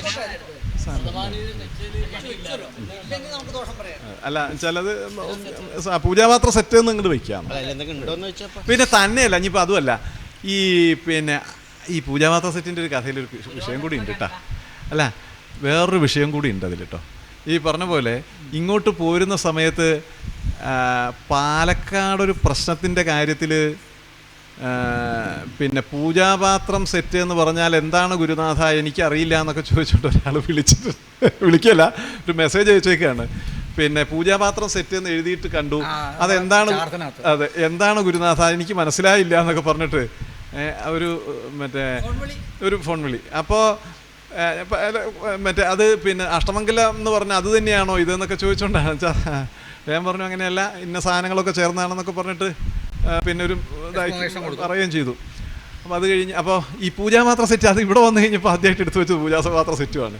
ഈ പൂജാപാത്രം സെറ്റ് ഒരു പ്രകരണ ഒരു പ്രകൃത അല്ല. അതാണ് അങ്ങനെ എന്തെങ്കിലും വിഷയങ്ങൾ ഇന്നലെയും നേരത്തെ ഒരു വിഷയം വന്നപ്പോൾ ചോദിച്ചിരുന്നു പൂജാപാത്രമായിട്ട്.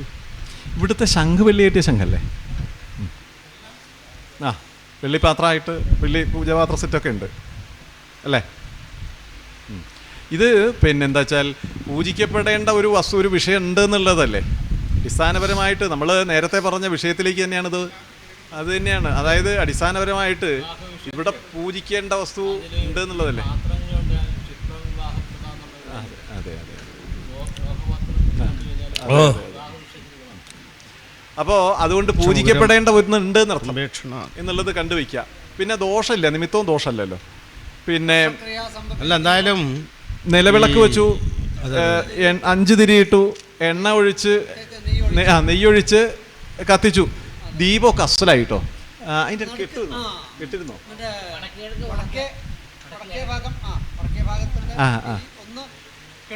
സംഹതമൂർത്തി, ദീപസംഹതമൂർത്തി തടിച്ചു കത്തണം, ആയതനു നീണ്ടു നിവർന്ന് കത്തണം, നിർവേപഥു വിറയലില്ലാതിരിക്കണം, ദീപ്തിമാൻ നല്ല പ്രകാശം ഉണ്ടായിരിക്കണം, നിശബ്ദ ശബ്ദരഹിതമായിരിക്കണം, രുചിരപ്രദക്ഷിണഗതി വളരെ മനോഹരമായി പ്രദക്ഷിണഗതിയോടുകൂടി കത്തണം, വൈഡൂര്യത്തിൻ്റെയോ സ്വർണ്ണത്തിൻ്റെയോ കളറുണ്ടായിരിക്കണം ജ്വാലയ്ക്ക്. അങ്ങനെയുള്ള വിളക്ക് ലക്ഷ്മിയും ക്ഷിപ്രമഭിവ്യനക്തി അവിടെ മഹാലക്ഷ്മിയെ വേഗം പ്രസാദിപ്പിക്കും. യച്ചോച്ഛിഖോ ദൃശ്യതേ ശേഷം ലക്ഷണം അഗ്നിലക്ഷണ സമം യോജ്യം യഥായുക്തിത. വാമാവർത്ത ഇടതുതിരിഞ്ഞ് കത്തുക, മലിനകിരണ മുഷിഞ്ഞ കളറായിരിക്കുക ജ്വാലയ്ക്ക്, സസ്ഫുലിംഗ സ്ഫുലിംഗത്തോടു കൂടി കത്തുക, അല്പമൂർത്തി ചെറുതായി കത്തുക, ക്ഷിപ്രം നാശം വ്രജതി വിമലസ്നേഹവർത്തി എന്നിതൂപി എണ്ണയ്ക്കും തിരിക്കും കുഴപ്പമില്ലാത്ത സമയത്ത് വിളക്ക് കെട്ടുപോവുക, ദീപപാപം കഥയതി ഫലം, ഇതൊക്കെ പാപഫലങ്ങളെ സൂചിപ്പിക്കുന്നതാണ്. ശബ്ദത്തോടുകൂടി കത്തുക, വിറയലോടുകൂടി കത്തുക, വ്യാകീർണാർച്ചി പടർന്ന് കത്തുക, വിമലം അസകൃത്യഷ്ട നാശം പ്രയാതി. അപ്പോൾ ഇതൊക്കെ പാപഫലങ്ങളെ സൂചിപ്പിക്കുന്നതാണ്. അപ്പോൾ ഇവിടെ പിന്നെ വിളക്ക് കെട്ടാനിട വന്നു എന്നുള്ളത് വെച്ചാൽ ഒരു പിന്നെ ജ്വാല നശിക്കാൻ ഇടവന്നു എന്നുള്ളൊരു സംഗതി ഉണ്ടായിട്ടുണ്ട്. 5-1 നശിച്ചിട്ടുണ്ട് എന്നർത്ഥം. ഒന്ന് നശിച്ചിട്ടുണ്ട്. അതെ കൃഷ്ണനാവാ. അതെ അതെ അതെ അതെ അതെ അതെ. അപ്പോൾ മറ്റത് ഇപ്പം ഈ അകത്ത് ഇന്ന് ആചരിക്കുന്നതിൽ ഒന്ന് വിഷ്ണു, പിന്നെ ശിവൻ, ഗണപതി, ശാസ്താവ്, ഇത്ര തന്നെയല്ലേ? ഒന്ന് ഇല്ലാണ്ടായിട്ടുണ്ട്, ഒന്ന് അതിൻ്റെ ഇടയ്ക്ക് നാശം വന്നിട്ടുണ്ട്. ആ ഒന്നിനെയാണ് നമുക്ക് ഇവിടെ ഇതാവുണ്ട്. അത് കഴിഞ്ഞപ്പോൾ അത് നേരെയാക്കുകയും ചെയ്തു, പിന്നെ അസലായിട്ട് കത്തിയിട്ടു. ആ അവസാനം നന്നായിട്ട് അവസാനം നന്നായി, വൈഡൂര്യ ഹേമദ്യുതി തന്നെയാ. പിന്നെ തന്നെയല്ല, ഒരു ചാഞ്ചല്യം ഇല്ലാണ്ട് വളരെ സുഖമായിട്ട് കത്തുന്നുണ്ടായിരുന്നു. അപ്പോൾ അതുകൊണ്ട് ഭവിഷ്യൽ ശുഭമാദിശയിൽ, ഭാവി നന്നാവും. സർവപ്രശ്നേഷു സർവേഷു കർമ്മസ്വ വിശേഷതഃ പ്രസാദേന ഇവ ദീപസ്യ ഭവിഷ്യൽ ശുഭമാദിശയിൽ. അതുകൊണ്ട് ഭാവി നന്നാവും എന്ന് സൂചിപ്പിക്കുന്നു. പിന്നെ ദീപം കഴിഞ്ഞ് പിന്നെ ഇടങ്ങഴി നിറച്ചു, നാഴി നിറച്ചു, അഷ്ടമംഗലം വെച്ചു. അതിനുശേഷം നല്ലവണ്ണം തളിച്ചു മെഴുകി ശുദ്ധമായ ഭൂമിയിൽ ചക്രലേഖനം ചെയ്യാണ്. അത് ഹസ്തപ്രമാണേ ചതുരശ്രഖണ്ഡേ ഷഡങ്കുലാംശൈർ വിഭജേൽ ദളാനി ചതുർദളം പത്മവിഹസ്തു മധ്യേ ചതുർഭിരന്യൻ യജപൂർവഭാനി. ഹസ്തപ്രമാണേ ഒരുക്കോൽ സമേതരാവണം. ഹസ്തപ്രമാണേ ചതുരശ്രഖണ്ഡേ ഷഡങ്കുലാംശൈർ വിഭജേൽ ദളാനി. അതിന് 6 അങ്കുലം വീതമുള്ള 16 കളങ്ങളായി വിഭജിച്ച് ചതുർദളം പത്മവിഹസ്തു മധ്യേ ചതുർഭ്യതിൻ്റെ മധ്യത്തിലായിട്ടുള്ള 4 കളങ്ങളിൽ ചതുർദളമാകുന്ന പത്മം വരയ്ക്കണം. അന്യൻ യജപൂർവഭാനി, അന്യങ്ങളായ രാശികളെ മേടം മുതലായ രാശികളായിട്ട് കൽപ്പിക്കണം. അപ്പോൾ ഇവിടെ പിന്നെ ചക്രലേഖനം പൂർവ്വരേഖാപൂർവ്വം മീനം മുതൽ കന്നി വരെ പ്രദക്ഷിണമായിട്ടും, പിന്നെ ധനു മുതൽ കന്നി വരെ അപ്രദക്ഷിണമായിട്ടും, വീണ്ടും മീനം മുതൽ ധനു വരെ അപ്രദക്ഷിണമായിട്ടും വരച്ചു. അതായത് അനുലോമ വിലോമാണ്. അത് ലേഖനേ വിഘ്ന സംഭവ, പല തരത്തിലുള്ള വിഘ്നങ്ങളും തടസ്സങ്ങളും കാര്യതടസ്സങ്ങളൊക്കെ ഉണ്ടാവുന്നത് ശ്രദ്ധിക്കണമെന്ന് കാണിക്കുകയാണ്. മാത്രമല്ല ഇവിടെ പിന്നെ എന്താണ് പൂർവ്വരേഖ പിന്നെ മീനം, അപ്പൊ കിഴക്കേ രേഖയാണ് ആദ്യം വരച്ചത്. വടക്കേ രേഖ ആദ്യമായിട്ട് വരച്ചാൽ സമ്പത്ത് ഉണ്ടാവുന്നു. വാരുണീയതി രോഗാപ്തി. പടിഞ്ഞാറേ രേഖയാണെങ്കിൽ രോഗാപ്തിയും, ഐന്ദ്രീജയിൽ സന്തതിർഭവയിൽ, കിഴക്കേ രേഖയാണെങ്കിൽ സന്തതി പ്രാപ്തിയും, പിന്നെ യാമ്യരേഖ ഇതിഭവയിൽ മരണായ ഇവ പൃച്ഛതാം. തെക്കേ രേഖയാണെങ്കിൽ മരണമാണ് ഫലം. ഇവിടെ കിഴക്കേ രേഖ ആദ്യമായിട്ട് വരച്ചത് കൊണ്ട് സന്തതിർഭവേത്, സന്തതി ഉണ്ടാവുന്നതാണ്. സന്താനം ഭവിക്കും. സന്താനം ഭവിക്കും എന്ന് പറഞ്ഞാൽ ആർക്കാ? പരമ്പര അല്ലേ? ഞങ്ങളുടെ കാലഘട്ടത്തിന് ശേഷം ഇവിടുത്തെ കാര്യമൊക്കെ നടത്തിക്കൊണ്ടുപോകാൻ ആരായിരിക്കും എന്നുള്ളതിനെ പറ്റിയിട്ടൊന്നും ഒരു ആശങ്കിക്കേണ്ടെന്നർത്ഥം. നമ്മുടെ പരമ്പര തന്നെ ഉണ്ടാവും എന്നർത്ഥം. നമ്മുടെ പരമ്പര ഉണ്ടാവും എന്നർത്ഥം. അതിനുശേഷം കുട്ടികൾ നോക്കുമോ? നമ്മുടെയൊക്കെ ഒരു ഉത്കണ്ഠയല്ലേ പൊതുവേ, അല്ലേ? അവർ നോക്കുമോ ഇനിയിപ്പോൾ അവർ അതുകൊണ്ട് മറ്റത് വേണ്ട, ഇനിയിപ്പോൾ മറ്റേ ഇന്നത് ചെയ്യേണ്ട, അതൊക്കെ വെറുതെ അവർക്ക് പ്രാരബ്ധം ഉണ്ടാക്കി വെക്കേണ്ട, അതുകൊണ്ട് ഇപ്പോൾ തന്നെ പരിപാടിയൊക്കെ നിർത്തിയേക്കാം എന്നൊന്നും ചിന്തിച്ച് നമ്മൾ അതിനൊന്നും പുറപ്പെടേണ്ട. ഈ കാര്യങ്ങളൊക്കെ ഭംഗിയായിട്ട് നടത്തിക്കൊണ്ടുപോകാനുള്ള തലമുറകൾ ഇവിടെ ഉണ്ടായിക്കൊണ്ടിരുന്നുള്ളൂ എന്നർത്ഥം. ധാരാളം ഭക്തജനങ്ങളും ഉണ്ടാവും. അതെ, ഭക്തന്മാരായിട്ടുള്ള നല്ല സമൂഹങ്ങളും ഇതിനോട് ബന്ധപ്പെട്ടുകൊണ്ട് ഉണ്ടാവും എന്നർത്ഥം. പിന്നെ അപ്പം മീനം മുതൽ അതെ. പിന്നെ സൂക്ഷ്മരേഖയായിരുന്നു. സൂക്ഷ്മരേഖ എന്നുള്ളത് സ്ഥൂലാരേഖ സുഹരി സൂക്ഷ്മ ദുഃഖപ്രദായിനി, ദുഃഖത്തെ സൂചിപ്പിക്കുന്നുണ്ട്. രേഖാഛേദവും ഉണ്ട്. അതെ, സുഖകാര്യ വിഘാതകൃത്ത് പറഞ്ഞല്ലോ. ഇപ്പം രേഖാപരമായിട്ട് ഇപ്പം ഭൂമിയുടെ പ്രതീകമാണ് ഈ ചക്രമെങ്കിൽ, ഇപ്പോൾ കിഴക്കുന്ന മുതൽ മീനൻ രാശി മുതൽക്ക് ഇങ്ങോട്ട് വരച്ചു, പിന്നെ അനുലോമമായിട്ട് വരച്ചു. പിന്നെ മറ്റത് ഈ ഇതിൻ്റെ വടക്ക് ഭാഗത്തും പടിഞ്ഞാറ് ഭാഗത്തും എന്തെങ്കിലും ഈ രേഖാ വിഷയത്തിൽ എന്തെങ്കിലും, ഈ ഭൂമിയുടെ വിഷയത്തിൽ അവ്യക്തതയൊന്നും ഇല്ലല്ലോ അല്ലേ കേട്ടോ? മറ്റേ ഈ പിന്നെ ഭൂമിയുടെ വിഷയത്തിൽ അവ്യക്തതകളോ പ്രശ്നങ്ങളോ ഒന്നും ഇല്ലല്ലോ. അവ്യക്തതകളൊന്നും ഇല്ലല്ലോ. അതെയാ? ഒരു പൂർണ്ണമല്ലാത്ത വിഷയത്തിൽ എന്തെങ്കിലും രേഖ വടക്ക് ഭാഗത്തോ പടിഞ്ഞാറ് ഭാഗത്തോ മറ്റേ നമ്മുടെ ആണോ അവരുടെ ആണോ അല്ലെങ്കിൽ അങ്ങനെയാണോ ഇങ്ങനെയാണോ എന്നൊക്കെ ആയിട്ടുണ്ടെങ്കിലും രേഖാപരമായിട്ട് മാറിയോ? നാട്ടുകാരുടെ പറയുന്ന സ്ഥലം അല്ല, രമ്യതയിലായിട്ടുണ്ടാവും. രേഖാപരമായിട്ട് നേരെയായ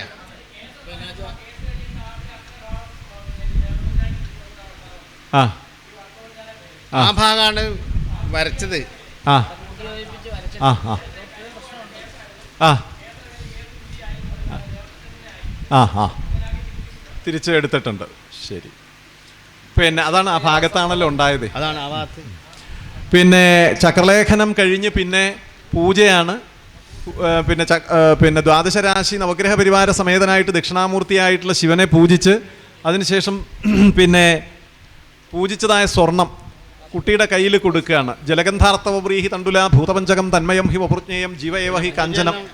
നെല്ല്, അരി, പൂവ്, ചന്ദനം, വെള്ളം എന്നിങ്ങനെ പഞ്ചഭൂതങ്ങളെ പ്രതിനിധാനം ചെയ്യുന്ന 5 വസ്തുക്കൾ. അതിൽ ജീവ ഏവ ഹി കാഞ്ചനം, സ്വർണം എന്നുള്ളത് ജീവനെ പ്രതിനിധാനം ചെയ്യുന്ന വസ്തുവാണ്. അപ്പോൾ ഈ പഞ്ചഭൂതാത്മകമായ ശരീരത്തിൽ ജീവനുണ്ട് എന്നുള്ളതിനെ പ്രതിനിധീകരിക്കുന്നതാണ് നെല്ല്, അരി, പൂവ്, ചന്ദനം, വെള്ളം എന്നിവയോട് കൂടിയിട്ടുള്ളതായ സ്വർണം. വ്രീഹിർഭൂമി സ്തണ്ടുലം വീതിഹോത്രം ഭൂതാകാശ പുഷ്പമാപോ ജലാംശം വായുർഗന്ധം കാഞ്ചനം ജീവസാമ്യം യുക്തേതേഷാം ദേഹിനാം ജന്മസൗഖ്യം. അപ്പോൾ വ്രീഹിർഭൂമി നെല്ല് എന്നുള്ളത് ഭൂമിഭൂതത്തെയും, തണ്ടുലം വീതിഹോത്രം അരി എന്നുള്ളത് അഗ്നിഭൂതത്തെയും, വീതിഹോത്രം ഭൂതാകാശ പുഷ്പം പൂവ് എന്നുള്ളത് ആകാശഭൂതത്തെയും, ആപോ ജലാംശം വെള്ളം എന്നുള്ളത് ജലഭൂതത്തെയും, വായുർഗന്ധം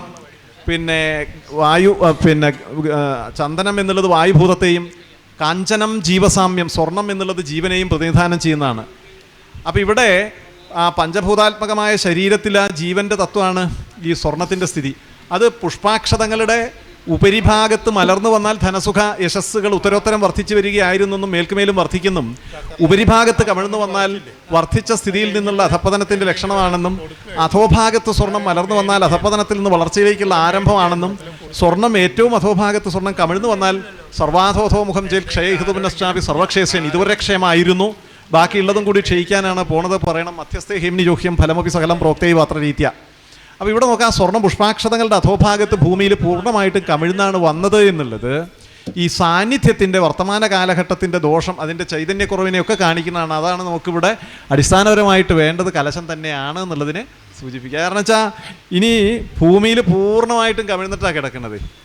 അപ്പോൾ അത് ഈ സാന്നിധ്യത്തിൻ്റെ സ്വർണം ജീവനാണ്, ജീവൻ സാന്നിധ്യത്തെ പ്രതിനിധാനം ചെയ്യുന്നതാണ്.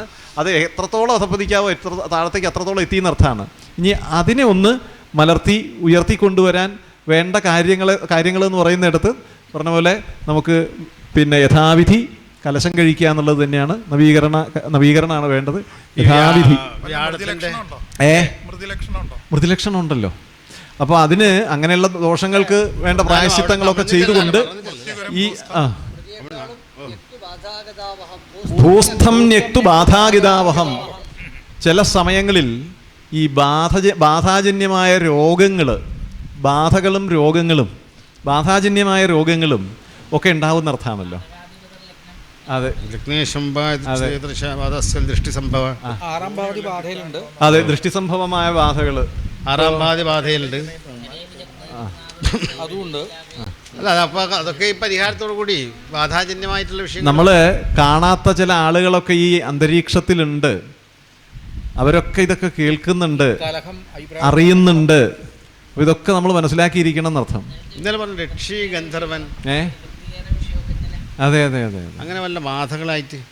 അപ്പോൾ അത് അങ്ങനെയുള്ള ബാധകൾ അതെ പണിക്കര് പറഞ്ഞ പോലെ ആ വിഷയം ഒന്നും കൂടി ഒന്ന് ക്ലിയർ ആ സൂത്രത്തിലായാൽ മതി, അല്ലെങ്കിൽ എവിടെയായാലും എന്താ വെച്ചാല് ബാധയിലേക്ക് സൂര്യൻ ചാപേ ബ്രാഹ്മണ അല്ല, അതല്ല ഗന്ധർവേക്ഷോ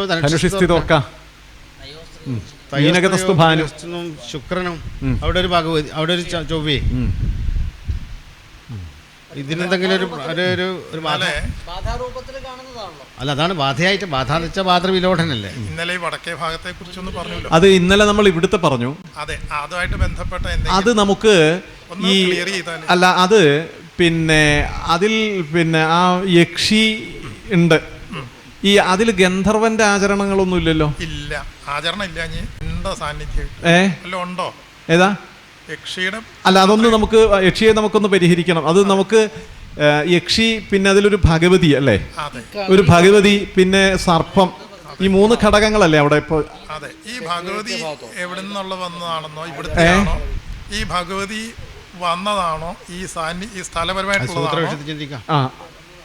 അതിനെ ഒന്ന് വ്യക്തമാക്കാമോ? അതെ അതെ, സ്വർണ്ണാരൂഢത്തിന്റെ ബാധാസ്ഥാനത്ത് നിൽക്കുന്ന മറ്റേ ചൊവ്വയും അല്ലേ, ശുക്രനും സൂര്യനും അല്ലേ.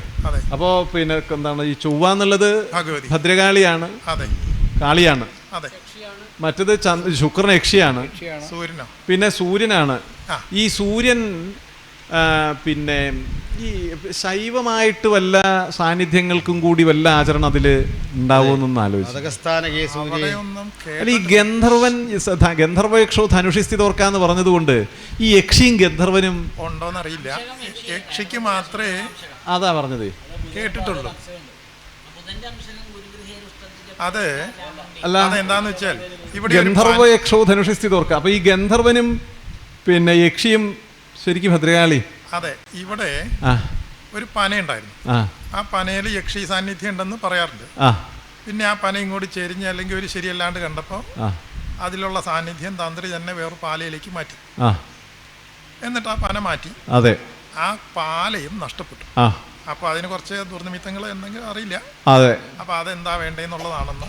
അല്ല, അത് എന്തായാലും ബാധയിലല്ലേ, ബാധയിലാണ്. ബാധവില്ലോ. അല്ല, അതിന് നമുക്ക് പിന്നെ ഇപ്പൊ അതിന്റെ ഉപാധിയായിട്ടില്ലേ? ഇല്ല, ഉപാധിയായിട്ടൊന്നുമില്ല. ഇല്ല. അന്ന് പനയെന്ന് പാലയിലേക്ക് മാറ്റി അത് കളയുകയും ചെയ്തു. പാല നഷ്ടപ്പെട്ട പോലെയാ, മുറിച്ച് കളയുകയും ചെയ്തു. അത് പിന്നെ ഒരു കാര്യം, മറ്റേ അതിനൊരു ഒരു വ്യവസ്ഥ, ഈ സർപ്പത്തിന് പ്രതിഷ്ഠയായിട്ടില്ലേ ഇവിടെ? ഈ സർപ്പത്തിന് ചെയ്യുന്ന സന്ദർഭത്തിൽ ഈ പിന്നെ ഭഗവതിക്കോ, ഭഗവതിയുടെ ഉപാധി എന്താ? കണ്ണാടിയാ? കണ്ണാടി അല്ലേ? അത് എന്നാ നേരിക്കൊക്കെ പതിവ് എപ്പോഴാ? ആണ്ടില് 2 പ്രാവശ്യം നേദിക്കും. അതിന് നേദിക്കും. അപ്പോൾ ആ സന്ദർഭത്തിൽ ഈ പിന്നെ യക്ഷിക്കും ഈ ഗന്ധർവനും കൂടി നേദിച്ചാൽ മതിയൊന്ന് നോക്കാം. അതെ, ഇവർക്കൊരു സംശയം, ഇവരുടെ പാരമ്പര്യമാണ് ഭഗവതിയെ കൊണ്ടുവന്നൊക്കെ ഒരു സങ്കല്പമുണ്ട്. അത് ഇവരുടെ തന്നെയല്ലേ? അതോ ഈ പൗരാണിക ഇല്ലത്തെയാണോ, ഇവരുടെയാണോ? ഇവരുടെ ആയിട്ടാ സങ്കല്പം. മൂന്നാം ഭാവവതിയോട് കൂടി നിൽക്കുന്നതാ. അപ്പൊ ഇവര് വന്ന അവർക്ക് ബന്ധമുണ്ട്. അവർക്ക് ബന്ധമുള്ളത് ഫലപരമായിട്ടുള്ളതല്ല. അതൊന്നുണ്ട്, വേറെയാ. അത് വേറെയാ, അത് ബാധാജന്യം. അതെ, അത് മാത്രല്ല ഈ അതിൽ വരുന്നതാണ് നേരത്തെ പറഞ്ഞൊരു ശാസ്താവ് ഉണ്ടല്ലോ, ഒരു ശാസ്താവും ദുർഗയൊക്കെ അതിൽ വരണതാ. അതെ, അതെ. ഇവരുടെ ഈ പരിചാര വിഭാഗത്തിൽപ്പെട്ട ഏതെങ്കിലും ദേവതകളെ മറ്റേതെങ്കിലും ക്ഷേത്രത്തിലേക്ക് മാറ്റിയിട്ടുണ്ടാവും? മറ്റേ എന്താണ്? അല്ല, അതാണ് ഇപ്പൊ അവിടെ മാതകവതിയായിരിക്കുന്ന ഗൃഹം, പരിചാര സ്ഥാനത്ത് മാതകവതിയായിരിക്കുന്ന ഗൃഹം വ്യാക്ഷേത്രത്തിൽ നിൽക്കുന്നതുകൊണ്ട് അങ്ങനെയാണ് ഇപ്പൊ അതായിട്ട് അമ്പലത്തിന് കൊടുക്കുകയാണല്ലോ ചെയ്തേക്കുന്നത്. ഈ അമ്പലത്തിൽ ഇവിടെ കൊണ്ടുവച്ചു. അത് കഴിഞ്ഞ് ഈ സ്ഥലം അമ്പലത്തിലേക്ക് എടുത്തപ്പോ നമ്മൾ പൂജ കഴിക്കണം. അതെ,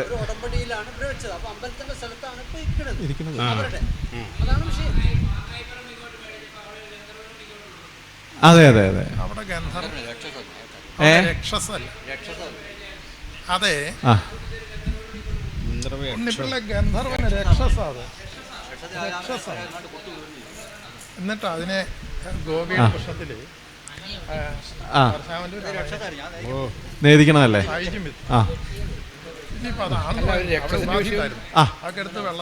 അത് ഇന്നലെ നമ്മൾ പറഞ്ഞ കേട്ടോ. ഇതില് വല്ല നിൽക്കട്ടെ.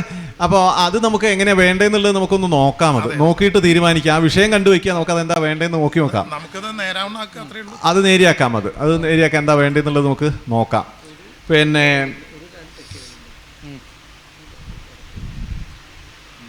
ബാധാഗിതാവഹം എന്നല്ലേ?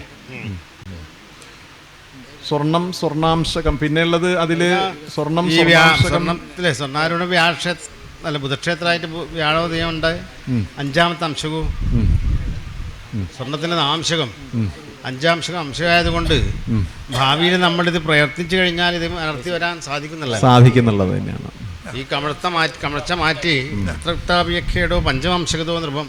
ഈ സ്വർണ്ണാരൂഢം എന്തായാലും വ്യാഴയോഗവും പിന്നെ അല്ലേ അധോമുഖാണെങ്കിലും വ്യാഴയോഗം ഉണ്ടല്ലോ.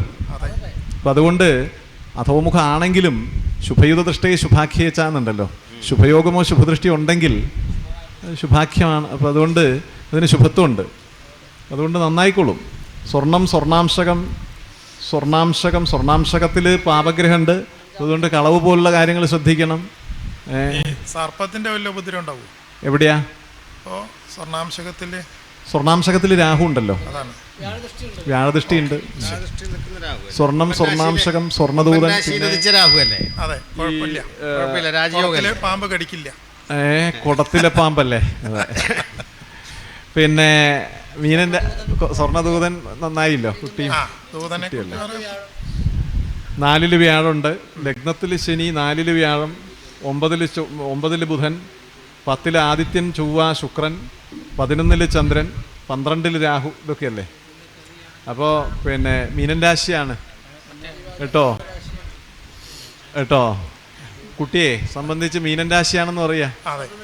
4 വ്യാഴമൊക്കെ ഉണ്ടല്ലോ. പിന്നെ 2ാം ഭാവപതിയുടെ കേന്ദ്രസ്ഥിതിയൊക്കെ ഉണ്ടല്ലോ.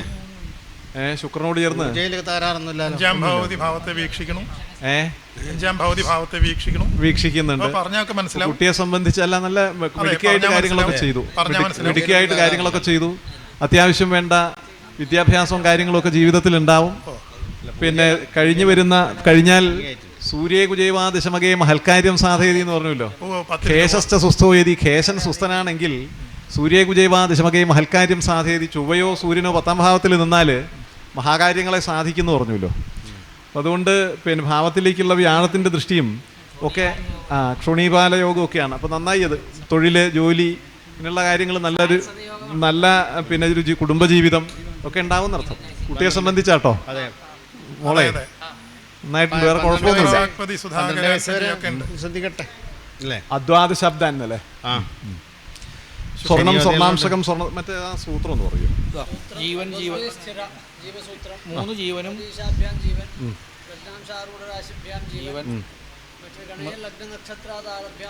മൃതി, അതെ, രോഗം, രോഗം, മൃതി, 3 ജീവൻ വന്നല്ലോ. സൂത്രം എന്നുള്ളൊരു പ്രകരണമാണ്. സൂത്രം എന്ന് പറയുന്നത് പിന്നെ അല്പാക്ഷരമസന്ദിഗ്ധം സാരവത് വിശദോമുഖം അക്ഷോഭ്യം അനവദ്യഞ്ച സൂത്രം സൂത്രവിദോ വിദു. ചുരുങ്ങിയ വാക്കുകളിൽ കൂടി വിശാലമായൊരാശയത്തെ അർത്ഥപുഷ്ടി നഷ്ടപ്പെടാതെ ചുരുക്കി ഒതുക്കി പ്രതിപാദിക്കുന്ന പുരാതനമായൊരു ശാസ്ത്രപദ്ധതിയാണ് സൂത്രം എന്നുള്ളത്. സൂത്രങ്ങൾ പലതുണ്ടെന്നാൽ ഇവ 5 പ്രധാനമാണ്. 27ഓളം സൂത്രങ്ങളെ പറയുന്നുണ്ടെങ്കിലും പ്രാധാന്യേന വിചിന്യംസ്യൽ പഞ്ചഭൂതാത്മകത്വത, പൃഥ്വിയപ്പ്, തേജസ്, വായു, ആകാശം എന്നിങ്ങനെ പഞ്ചഭൂത പ്രധാനങ്ങളായിട്ട് 5 സൂത്രങ്ങൾക്കാണ് പ്രാധാന്യം. അത് സാമാന്യ സൂത്രം, അധിപസൂത്രം, വംശകസൂത്രം, നക്ഷത്രസൂത്രം, മഹാസൂത്രം എന്നീ പേരുകളിലാണ് അറിയപ്പെടുക. അതിൽ സാമാന്യ സൂത്രത്തിൻ്റെ അധിപനായിട്ട് ബുധനും, അധിപസൂത്രത്തിന് ശുക്രനും, വംശകസൂത്രത്തിന് ചൊവ്വയും, നക്ഷത്രസൂത്രത്തിന് ശനിയും, മഹാസൂത്രത്തിന് വ്യാഴവുമാണ് സൂത്രനാഥന്മാർ. ഇതിനെ 3 കാലങ്ങളിലേക്കായിട്ട് വിഭജിച്ചിട്ടുണ്ട്. നക്ഷത്രാധിപ സൂത്രദ്വേ വർത്തമാന ഫലാത്മക, നക്ഷത്രസൂത്രവും അധിപസൂത്രവും വർത്തമാനകാലത്തിലേക്കും സാമാന്യസൂത്രം ഭൂതകാലത്തിലേക്കും, മറ്റ് 2 സൂത്രങ്ങൾ ഭാവിയിലേക്കുമാണ്. ഇതിനെ 3 അവസ്ഥകളായിട്ട് തിരിച്ചു. ജീവൻ, രോഗം, മൃതി എന്നിങ്ങനെ 3 അവസ്ഥകൾ. ജീവസൂത്രത്തിൻ്റെ ഫലം ദീർഘായുസ്, രോഗശമനം, രോഗോൽപത്തിയും ഉള്ള രോഗം കൂടുതലായിട്ട് നിലനിൽക്കുകയാണ് രോഗസൂത്രത്തിൻ്റെ ഫലം. മൃതിസൂത്രത്തിൻ്റെ ഫലം മരണമാണ് പ്രഷ്ടാവിനും സംബന്ധികളായവർക്കും. പ്രേപ്സിതാപ്തി രവിപൃഷ്ടു സൂത്രേ ജീവനദായിനി രോഗതേ കാര്യനാശാദി ദുഃഖം ഭീരവിമൃത്യുതേ അത്ര ഗ്രന്ഥാന്തരം ജാസ്തി തദേവാനു വിലിഖ്യതേ ആയുർവീര്യം ധനമപി യശോവർദ്ധതേ. ജീവസൂത്രേ ആയുസ് വർദ്ധിക്കുക, ബലം വർദ്ധിക്കുക, ധനം വർദ്ധിക്കുക, യശസ് വർദ്ധിക്കുക തുടങ്ങിയതാണ് ജീവസൂത്രത്തിൻ്റെ ഫലം. ആയുർവീര്യം ധനമപി യശോവർദ്ധതേ ജീവസൂത്രേ. രുക്സൂത്രം ചേൽ ധനഹതി മനോഭംഗ ദേഹപ്രവീഡ. രോഗസൂത്രമാണെങ്കിൽ രുക്സൂത്രം ചേൽ ധനഹതി, സമ്പത്ത് നശിക്കുക, മനോഭംഗം, മനസ്സിൽ വിചാരിച്ച കാര്യങ്ങൾ നടക്കാൻ ബുദ്ധിമുട്ടുകൾ അനുഭവിക്കുക, ശരീരപീഡകൾ അനുഭവിക്കുക, ഭയം വർദ്ധിക്കുക, രോഗം വർദ്ധിക്കുക, നിത്യകാര്യങ്ങൾക്ക് മനോഭംഗം മുതലായതൊക്കെയാണ് അന്ത്യസൂത്രത്തിൻ്റെ അഥവാ മൃതിസൂത്രത്തിൻ്റെ ഫലങ്ങൾ അല്ലേ. ഇതാണ് സാമാന്യം സൂത്രത്തെ സംബന്ധിച്ചിട്ടുള്ളൊരു മുഖപുര. അപ്പോൾ ഈ പിന്നെ ഇതിലിപ്പോൾ 3 സൂത്രങ്ങൾ ജീവസൂത്രങ്ങളായിട്ടും 1 സൂത്രം രോഗസൂത്രമായിട്ടും 1 സൂത്രം മൃതിസൂത്രമായിട്ടും വന്നിട്ടുണ്ട്. ജീവാഹ എന്നല്ലേ. അതിൽ ആദ്യത്തെ 3 സൂത്രം ജീവസൂത്രമായിട്ട് വന്നു. 1 ബുധന്റെ സൂത്രമാണ്. ഇപ്പൊ സാമാന്യം അതിൽ പിന്നെ ഈ വർത്തമാനകാല സൂത്രം 1 രോഗവും അല്ലേ, അതെ, 1 ജീവനുമാണ്. പിന്നെ നക്ഷത്ര അധിപസൂത്രം അതെ, സാമാന്യം ഭൂതകാലെ അന്യേ ഭവിഷ്യത് ഫലസൂചകേ. അതെ, അപ്പൊ ബുധൻ 6ലാണ് അല്ലേ. ബുധന്റെ സൂത്രം പിന്നെ 6 നിൽക്കുന്ന ബുധന്റെ സൂത്രമാണ്. അവിടെയാണ് നമുക്ക് ആ വിഷ്ണുവിന്റെ വിഷയങ്ങളുടെ വിചാരം. പിന്നെ ഈ ചന്ദനത്തിന്റെ ഒക്കെ ഉപയോഗമൊക്കെ വേണ്ടത് തന്നെയല്ലേ ഉള്ളൂ? നല്ല ചന്ദനം തന്നെയല്ലേ? അരയ്ക്കുന്ന ചന്ദനമൊക്കെ തന്നെയല്ലേ? ചാർത്തുന്നതോ അതന്നെ ഒക്കെ അങ്ങനെ തന്നെ. ചന്ദനം ഒറിജിനൽ ഇവിടെ ഒറിജിനൽ അരക്കണം. അത് അലച്ചാൽ ചന്ദനമുട്ടിയാണ്. ചന്ദനമുട്ടി എന്നുള്ള പേരിൽ കിട്ടുന്നത് ചന്ദനമുട്ടി എന്ന പേരിൽ കിട്ടുന്ന ചന്ദനം. നല്ല ചന്ദനം മേടിക്കും, അരയ്ക്കും. അല്ല, നല്ല ചന്ദനമുട്ടി മേടിക്കും, അരയ്ക്കും. അതെ, അതിവിടെ അരക്കണേ. അതിവിടെ അരക്കണേ. അതെ. അല്ല, അതല്ല, ഈ നല്ല ചന്ദനമുട്ടി എന്ന് പറഞ്ഞാൽ ചന്ദനമുട്ടി മേടിച്ചരയ്ക്കുന്നല്ലേ ഉള്ളൂ. നല്ല ചന്ദനമുട്ടി മേടിക്കും, അരയ്ക്കും.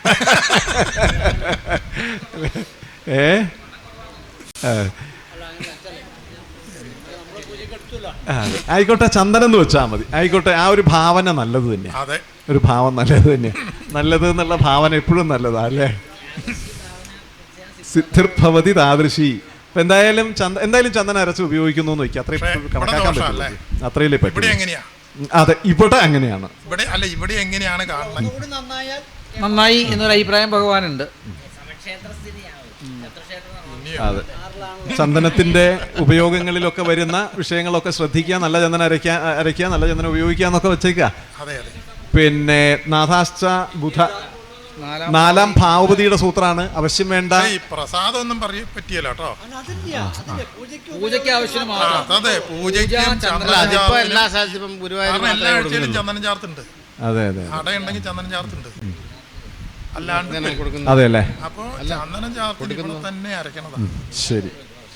പിന്നെ ഈ ആവശ്യം വേണ്ട ജീർണതകളൊക്കെ, ആലയങ്ങളുടെ ആവശ്യം വേണ്ട ജീർണതകളെയൊക്കെ പരിഹരിച്ചപ്പോൾ അത് ശിവന്റെ അമ്പലത്തിന്റെയും ആലയത്തിന്റെ ജീർണതകളൊക്കെ ഒന്ന് പരിഹരിച്ച് യഥാവിധി കലശം കഴിക്കുക.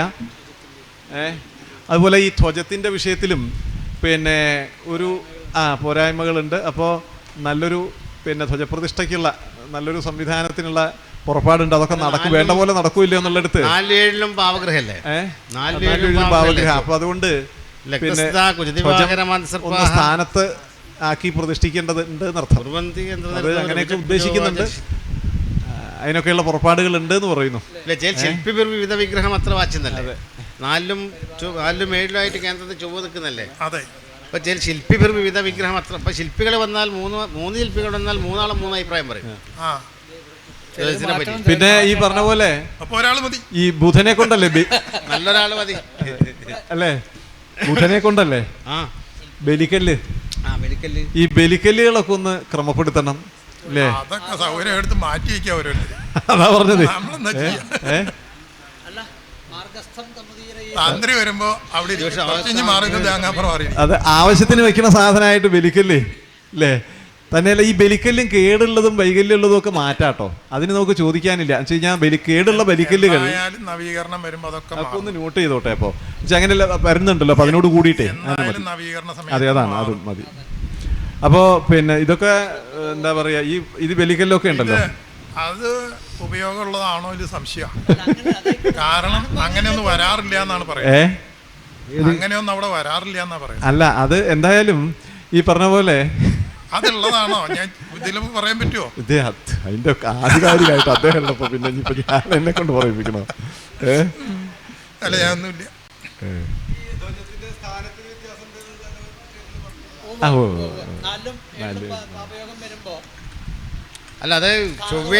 അത് ഈ സ്ഥാനദോഷം മാത്രമല്ല, അതിന്റെ ഉയരത്തിന്റെ ഭാഗത്തും കുറച്ച് പ്രശ്നങ്ങളുണ്ട്. കണ്ടാലും ഉയരത്തിന്റെ ഭാഗത്തിലുണ്ട് കുറച്ച് പ്രശ്നം.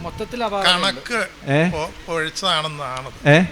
ബുധൻ പഴച്ചല്ലേ? അതെ അതെ അതെ, കണക്കുണ്ട്. അപ്പൊ അതില് പിന്നെ എന്താണ്, സ്ഥാനവും കുഴപ്പമുണ്ട്, എന്തായാലും അതിന്റെ അളവിലും വ്യത്യാസമുണ്ട്. ധ്വജം മാറുന്ന കണ്ടിട്ടുണ്ടല്ലോ. അതെ. അപ്പൊ അത് ആ സമയത്ത് പിന്നെ സമഗ്രമായിട്ട് ബലിക്കല്ലുകൾ നേരെയാക്കുക. പിന്നെ ആ കൃഷ്ണന്റെ കാര്യം അത് എങ്ങനെയാ വേണ്ടതെന്നുള്ളതേ ഒന്ന് പിന്നെ വെച്ചാൽ ഗൗരവമുള്ളൊരു വിഷയമാണത്. നമുക്ക് ഈ പ്രശ്നത്തിന്റെ തന്നെ ഒരു ഹാർട്ടതാ ശരിക്കും. നേരെയാവണമെങ്കിൽ അത് തന്നെ വേണ്ടതെന്ന് നമുക്ക്. ഈ ആശാരിമാരുടെ എന്തെങ്കിലും വല്ല വിഷയമുണ്ട്. ശില്പിനെ ചിന്തിക്കേണ്ടത് ബുധനെ കൊണ്ട്. അത് അദ്ദേഹം പറഞ്ഞു, ശില്പി വിവിധ വിഗ്രഹം അത്ര തമ്മിലായിട്ട് കലഹം ഉണ്ടായിട്ടുണ്ട്.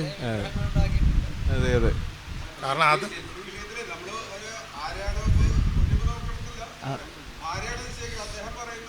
മതി അല്ല, അതല്ല ഇല്ല അത്രേ ഉള്ളൂ. അല്ല, അതല്ല അല്ല അതിൽ ആ ധ്വജത്തിൻ്റെ വിഷയത്തിലല്ല പറഞ്ഞേ, അല്ലാണ്ട് ഇവിടെ ശില്പികളായിട്ട് കലഹം ഉണ്ടാവുന്ന. അതാണ്, അതുണ്ടെങ്കിലും നമുക്ക് ദോഷമുണ്ട്, വരരുത്. അത് പോട്ടെ, അതല്ല ഉള്ളത് നല്ലതുണ്ടെ പറയൂ. അതുണ്ടോ ഇതുണ്ടോന്നല്ലേ ചോദിക്കുക. അതുണ്ട്, ദോഷമൊന്നും ഉണ്ടാക്കിയിട്ടുണ്ടാവില്ല. അല്ലേ ഗോപാല ശില്പി ഗണക അല്ലേ? കൊട സമർപ്പിക്കുന്നുണ്ട് ഇവിടെ, കൊടയുണ്ടായിരുന്നോ? കൊട സമർപ്പിക്കൽ പണ്ട് അതൊക്കെ ഉണ്ടായിരുന്നായിരിക്കും. ഇപ്പൊ ഒന്നുമില്ല. ഇല്ല. കാരണം ഇവിടെ അങ്ങനെയുള്ള ആൾക്കാർ അവകാശികളുണ്ടല്ലോ, ഗണകന്മാരുണ്ടല്ലോ, ഉണ്ടായേക്കാം, പക്ഷെ ഇപ്പൊ അവരുമായിട്ട് ബന്ധമൊന്നുമില്ല. ആവട്ടെ, അത് കണ്ടുവയ്ക്കാം. ഗോപാല ശില്പി ഗണക അല്ല, ബുധന്റെ സൂത്രം ഇത് പിന്നെ പൃഥ്വി സൂത്രം, ലഗ്നാധിപന്റെയും 4ാം ഭാവാധിപന്റെയും സൂത്രമല്ലേ? അത് വന്നില്ല, പ്രതികയെന്ന് വന്നില്ല, ജീവസൂത്രാണല്ലോ. പിന്നെ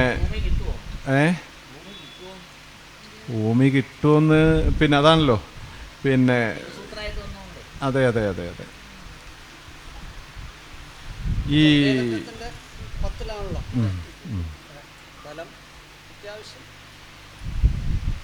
ഇഷ്ടഭാവസ്ഥിതി വീര്യം സദ്യോഗേക്ഷാച തദ്ഗുണ ദോഷ ദുർബലത അനിഷ്ടസ്ഥിതി പാപാന്വയാതയ. ബുധൻ 6-ലല്ലേ? പൂർണ്ണമായിട്ടുള്ള ഒരു ബുധൻ 6-ലാണ്. പിന്നെ അതെ അതെ, അല്ല ബുധൻ 6-ലല്ലേ? പിന്നെ എന്തായാലും ശ്രമിക്കട്ടെ. ഇപ്പോൾ പെട്ടെന്ന് കിട്ടുന്നൊന്നും പറയാൻ. ഉദയരാശിന്ന് വസന്തയോഗം പൂർണ്ണമായിട്ടുണ്ട്. രണ്ട് ശുഭഗ്രഹങ്ങൾ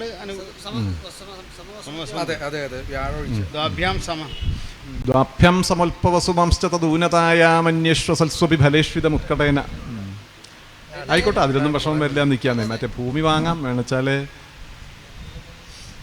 ഇപ്പം അങ്ങനെയൊന്നും ആലോചനയൊന്നും ഇല്ലല്ലോ അല്ലേ? ഭൂമിയുടെ കാര്യമൊന്നും ആലോചനയിലൊന്നും ഇല്ലല്ലോ അല്ലേ? അല്ല, ഈ പെട്ടെന്നൊരു ലക്ഷണമൊന്നുമില്ല.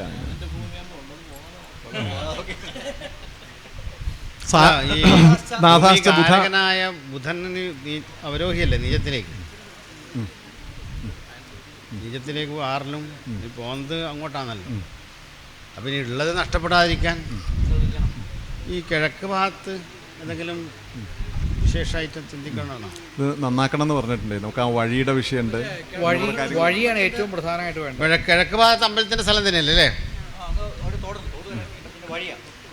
ഒരു തോട് വരെയുള്ള സ്ഥലം. അതിലിപ്പം വഴിയില്ലേ ഇങ്ങോട്ട്? അല്ല, പടിഞ്ഞാറ് ഭാഗത്ത് വഴിയില്ലേ? നമുക്ക് വഴിയുടെ വീതിയൊക്കെ ഒന്ന് കൂട്ടി കേട്ടോ, വഴിയുടെ വീതിയൊക്കെ ഒന്ന് കൂട്ടി. അല്ല, രണ്ട് സൈഡിലും ശരിക്ക് മതിൽക്കെട്ടിനോട് വഴി വേണ്ട, ചുറ്റുപാടും അല്ല, അത് ഉള്ളതേ കൂട്ടാൻ പറ്റുള്ളൂ. അത് വിഷയമാണ്. കിഴക്കുവശത്താണെങ്കിൽ ഇപ്പൊ ഇത്രയും വലിയൊരു അമ്പലത്തിന് പറ്റിയ വഴി ആയില്ല. പ്രദക്ഷിണം എന്ന് പറയുന്നത് എങ്ങനെയായാലും പുറത്തു കൂടെയാണ് ഉണ്ടാവുക ശരിക്കേ. അത് എല്ലാ ക്ഷേത്രങ്ങളിലും സ്വതേ അത് ഉണ്ടാവും. പക്ഷെ വടക്ക് ഭാഗത്ത് പ്രദക്ഷിണമൊന്നും ഇല്ലല്ലോ. നാഥാശ്ച ബുധ ശുക്ര, പിന്നെയുള്ള ശുക്രന്റെ സൂത്രമാണ്. അല്ല, ഇത് തൊട്ടൊരു സ്ഥലം നമ്മളെ തന്നെയല്ലേ?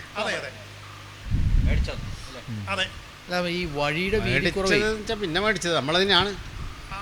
അതെ, പലതും ആലോചിക്കാം.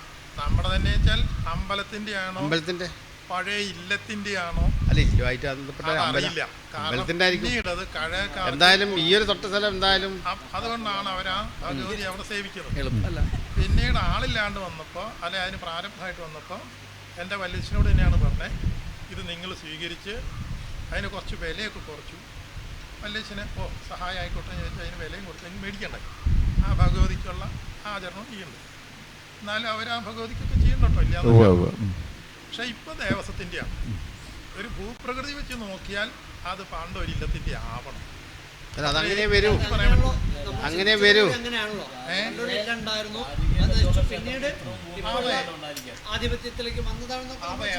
അതന്നെ, അത് ഇവർക്ക് കഴകത്തിന് കൊടുത്തതാവും.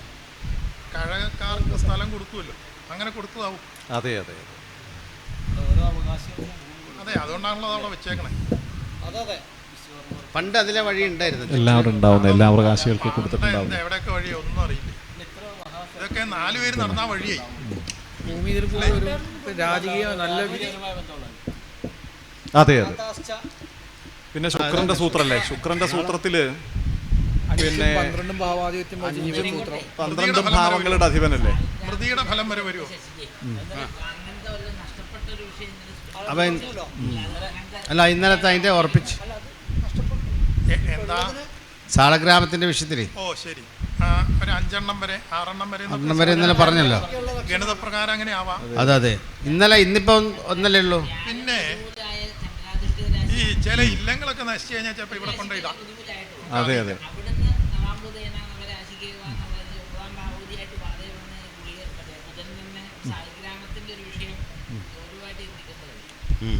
അല്ല ഈ അതെന്താ ഗൗരവം? ഇവിടെ ഈ വരാഹത്തിന് വല്ല അങ്ങനെയല്ല ഞാൻ ചോദിക്കുന്നത്. അതെ നഷ്ടപ്പെട്ടു എന്നല്ലേ. വസുധാവരാഹ മളികേ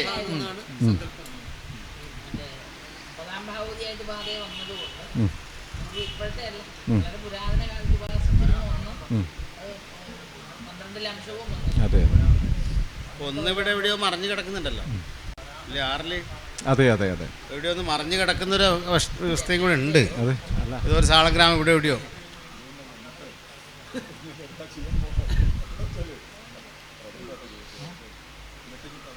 ഏതോ ഒരു സാളഗ്രാമം ഇവിടെ ഏതൊരു മറിഞ്ഞു കിടക്കുന്നുണ്ട് കേട്ടോ. കാരണം ശനി ദൃഷ്ടി ഇല്ലെങ്കിൽ ഇഷ്ടം പോലെ ഉണ്ടാവുന്നേ. അത് കുറെ നഷ്ടപ്പെട്ടു പോയിട്ടുണ്ടാവും.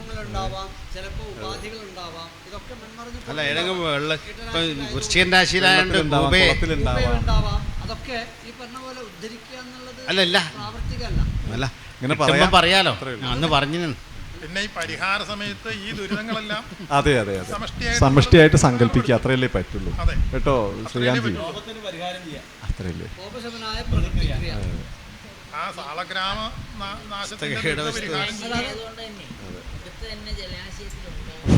ഉണ്ടാവും. അങ്ങനെ അക്ഷരം പറയേണ്ടതല്ലേ. ജലാർജിതസ്വാദം അന്നത്തെ ക്ഷണിക്കുന്ന സമയത്ത് അതെ അതെ. അപ്പോൾ ജലാശയത്തിൽ പിന്നെ സാളഗ്രാമുണ്ട്. ശുക്രൻ ജീവസൂത്രാണ്. മൃതിയുടെ വരെ ഫലത്വം 6 ഇല്ല. ശുക്രൻ 7-ാണല്ലോ. ശുക്രൻ 7-ലാണ്. മൗഢ്യമുണ്ട്. മൗഢ്യമുണ്ട്. അത് പിന്നെ 12-ാം ഭാവാധിപൻ 5-ാം ഭാവാധിപൻ ഫലം വരെ വരുമോ? ശുക്രനല്ലേ, ശുക്രൻ മൗഢ്യമുണ്ട്. വ്യാഴദൃഷ്ടി ഉണ്ടല്ലോ. ഓക്കെ, അപ്പൊ അത്രേ ഗൗരവം. 5ഉം 12ഉം ഭാവങ്ങളുടെ അധിപനാണ് ശുക്രൻ. പ്രകാര പ്രബലാന്യതായേ മൂഢങ്കഥാസ്തേ വിഫലാഭവന്തി. മറ്റുള്ള ബലങ്ങളൊക്കെ ഉണ്ടായാലും മൗഢ്യം വന്നാൽ അതിലൊന്ന് ചിന്തിക്കേണ്ടത് ഈ പിന്നെ നമുക്കിതിൽ ഈ ആചരണ വിധേയമായിക്കൊണ്ട് വല്ല ആചരിക്കേണ്ടതായിട്ടുള്ള വല്ല രക്ഷസിനെ സംബന്ധിച്ച വിഷയം വല്ലതുണ്ടോ? കാരണം ഗുളികനോട് കൂടി നിൽക്കുന്ന ഗുളിക നവാംശം അതില് അത് പ്രത്യേകം ഒന്ന് ചിന്തിച്ചാലേ ഈ ശുക്രനെ കൊണ്ട് ഈ ഗുളിക നിൽക്കുന്ന രാശിയിലാണ് ശുക്രൻ നിൽക്കുന്നത്. ഇപ്പൊ രക്ഷസിന്റെ വിഷയം അതിൽ പ്രത്യേകിച്ച് ഈ ഭൗമക്ഷേക ഉപദേശം ദുർദേവത ആഭിജവരഥ ഭൂമിസുരസ്യ. അപ്പോൾ ഒരു കാലഘട്ടത്തിൽ ബ്രാഹ്മണൻ തന്നെ എന്തോ ഒരു ആഭിചാരം പ്രവർത്തിച്ചു പോയി. മറ്റത് നമ്മളൊരു ഒരു വിഷയം നമ്മൾ ദേവീക്ഷേത്രമായിട്ട് ബന്ധപ്പെട്ട കാര്യത്തിലൊന്ന് പറഞ്ഞു വെച്ചിട്ടുണ്ട്. അതെ, പറഞ്ഞ ഫലം തന്നെയാണല്ലോ ശുക്രൻ. അങ്ങനെ ഒരു രക്ഷസിനെ ഇന്ന് ആചരിക്കുന്നുണ്ട്. അല്ല അതല്ല, ഒരിക്കലും ബ്രാഹ്മണന്മാർ ആഭിചാരം ചെയ്യുന്ന കുറവല്ലേ? ഉണ്ടാവും, ഇഷ്ടം പോലെ. അല്ല ഉണ്ട്, പക്ഷെ എന്നാൽ ഞങ്ങളുടെ നാട്ടിലില്ല. പിന്നെ നിങ്ങളുടെ നാട്ടിലുണ്ട് കേട്ടോ. അപ്പോ അത്രയും സഹിക്കാൻ പറ്റാണ്ടാകുമ്പോ ആഭിചാരം ചെയ്യും. അല്ല, മറ്റുള്ളവർക്ക് വേണ്ടി ചെയ്തു കൊടുക്കുന്ന പതിവുണ്ടല്ല. ഉണ്ട്. പക്ഷേ ഒരു ആഭിചാരദോഷം ചെയ്യുമ്പം അവനവൻ അത്രയും സഹിക്കാൻ പറ്റാൻ നിക്കക്കള്ളിയിലാണ്ടാകുമ്പോ അപ്പൊ അങ്ങനെ എന്തോ ഒരു വിഷയത്തിൽ ഇവിടെ ഒരു ആഭിചാരം ചെയ്ത ദോഷം ഉണ്ടപ്പാ.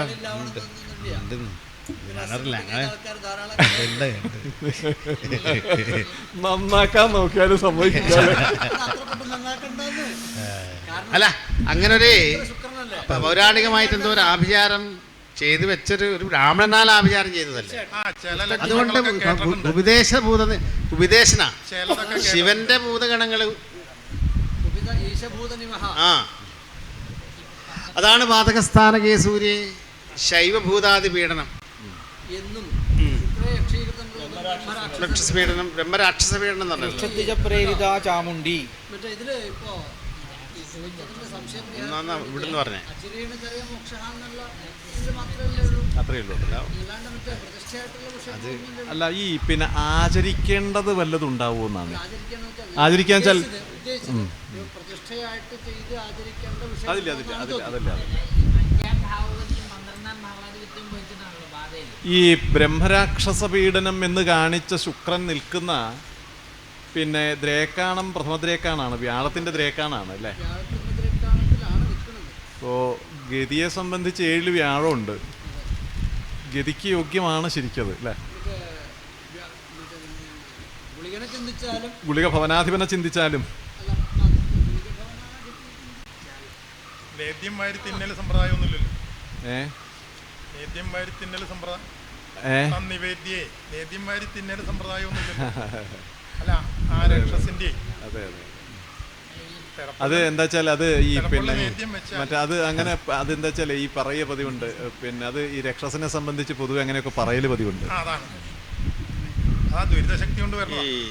പിന്നെ അപ്പോൾ ശുക്രനെ കൊണ്ട് അല്ല ഈ ആചരണ വിധേയമായിക്കൊണ്ട് അല്ല ഈ ഇന്നിപ്പോൾ ആചരിച്ചു വരുന്ന രക്ഷസ് വല്ലതും ഉണ്ടോ? ഇല്ല, പ്രത്യേക അമ്പലമായിട്ടൊന്നുമില്ല. അല്ല അമ്പലമായിട്ടല്ല ഞാൻ ചോദിച്ചത്.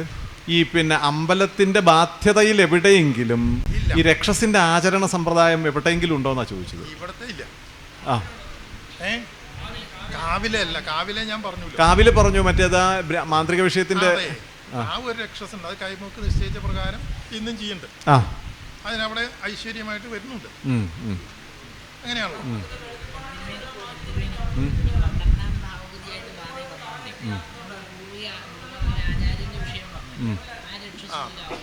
അതെ അത് പിന്നെ അതെ അതെ അല്ല അതെന്തായാലും ആ ആ അതെ ആ ആ രക്ഷസിനെയാ അല്ല സോറി വെളിച്ചപ്പാടിനെ ആ ആ ആ വെളിച്ചപ്പാടിന്റെ സ്ഥാനം. വെളിച്ചപ്പാട് ഞാൻ കേട്ടിട്ടില്ല, ഉണ്ടോന്നറിയില്ല, എനിക്കറിയില്ല. അല്ല അറിയണ്ടാവും അദ്ദേഹത്തിന് അറിയണ്ടാവും. അല്ല അങ്ങനല്ല, നേരത്തെ ചോദിക്കുമ്പോ ഭഗവതി ഉണ്ടോ എനിക്ക് അറിയില്ല. കാരണം ഈ മാന്ത്രിക വിഷയത്തിൽ അതെ അതെ അതെ അല്ല അത് ഈ വെളിച്ചപ്പാടിന്റെ വിഷയം വരുമെന്ന് എനിക്ക് അറിയില്ല. അല്ല അത് പിന്നെ മറ്റുള്ള എന്തെങ്കിലും സാധനങ്ങൾ ഉണ്ടോ എന്ന് ചോദിച്ചല്ലോ. അതും എനിക്ക് പറയാൻ പറ്റിയില്ല, അറിയില്ല. അതുകൊണ്ടാണ് നോക്കാം നമുക്ക്. പിന്നെ എന്താ വെച്ചാൽ അത് എന്തായാലും പക്ഷെ അങ്ങനെയാണേലും അതിവിടേക്ക് ഇവിടെ ശരിയാക്കാം, അത് പരിഹരിക്കാതെ ഈ അതിന്റെ അതെന്താ വെച്ചാൽ അതിനിപ്പോ അവിടെ പ്രതിഷ്ഠിക്കാനൊന്നല്ല കേട്ടോ. അതിന്റെ ആ ദുരിതം നമുക്ക് തീർന്നോട്ടെ. അതിനോട് ആ വെളിച്ചപ്പാടിനെ ബന്ധപ്പെട്ട ദുരിതങ്ങളെ അതുകൊണ്ട് പരിഹരിച്ചോട്ടെ. ഈ ശുക്രന്റെ വിഷയത്തിലേ ഈ ശുക്രന്റെ വിഷയത്തിലേ സതിഭൃഗോ പുഷ്പദ്രുമച്ഛേദനാൽ സ്വാധി ഗോകുല ദോഷദോഷമെന്ന് പറഞ്ഞല്ലോ. സ്വാധി ഗോകുലജാത ദോഷ യക്ഷ്യാദി കാമേനവ. അപ്പം അതിൽ പുഷ്പദ്രുമച്ഛേദനാൽ അങ്ങനെ ഒരു പുഷ്പദ്രുമം ഒരു പണ്ട് കണ്ടായിരുന്ന ഒരു പുഷ്പവൃക്ഷം ഛേദിച്ച ദോഷവും സ്വാധീന ഗോകുലജാത ദോഷവശതവും യക്ഷ്യാദി കാമേനവ എന്ന് ശുക്രന് പറഞ്ഞിട്ടല്ലോ 5ാം ഭാവതിയായിട്ട് വരുമ്പം പറഞ്ഞേ. മറ്റേ ഇതിലിപ്രകണ്ഠത്തിൽ പറഞ്ഞല്ലോ. ഈ കിഴക്ക് ഭാഗത്ത് വല്ല ഇല്ലങ്ങൾ നശിച്ചതുണ്ടോ? ഇതിന്റെ കിഴക്ക് വടക്ക് ഭാഗത്തോ വടക്ക് കിഴക്ക് ആശ്രയിക്കുന്ന ഭാഗത്ത് വടക്ക് കിഴക്ക് ഭാഗത്ത്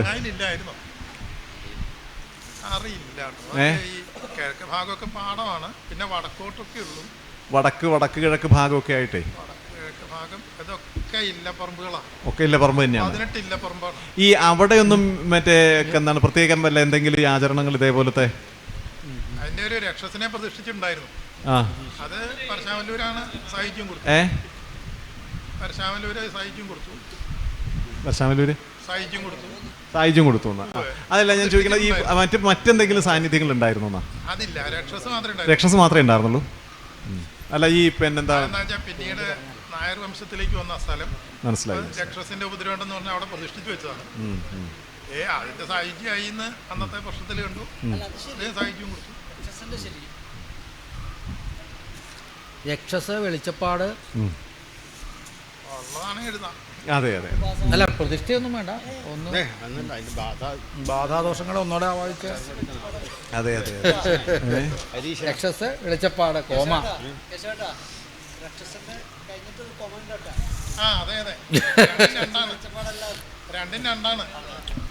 വെളിച്ചപ്പാട് രക്ഷസ് അല്ലാന്ന് അറിയാലോ.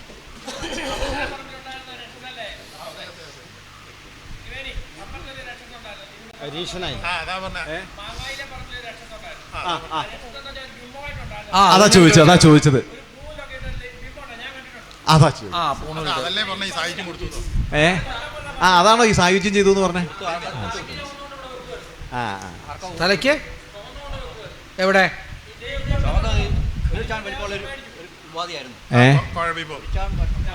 മനസ്സിലായി. അതാണോ സാഹിത്യം ചെയ്തു എന്ന് പറഞ്ഞത്?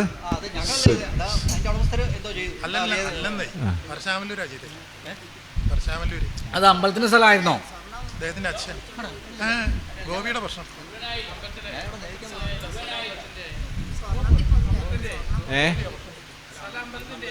അമ്പലത്തിന്റെ ആയി. അപ്പൊ നമുക്കൊന്ന് ആലോചിച്ചതേ,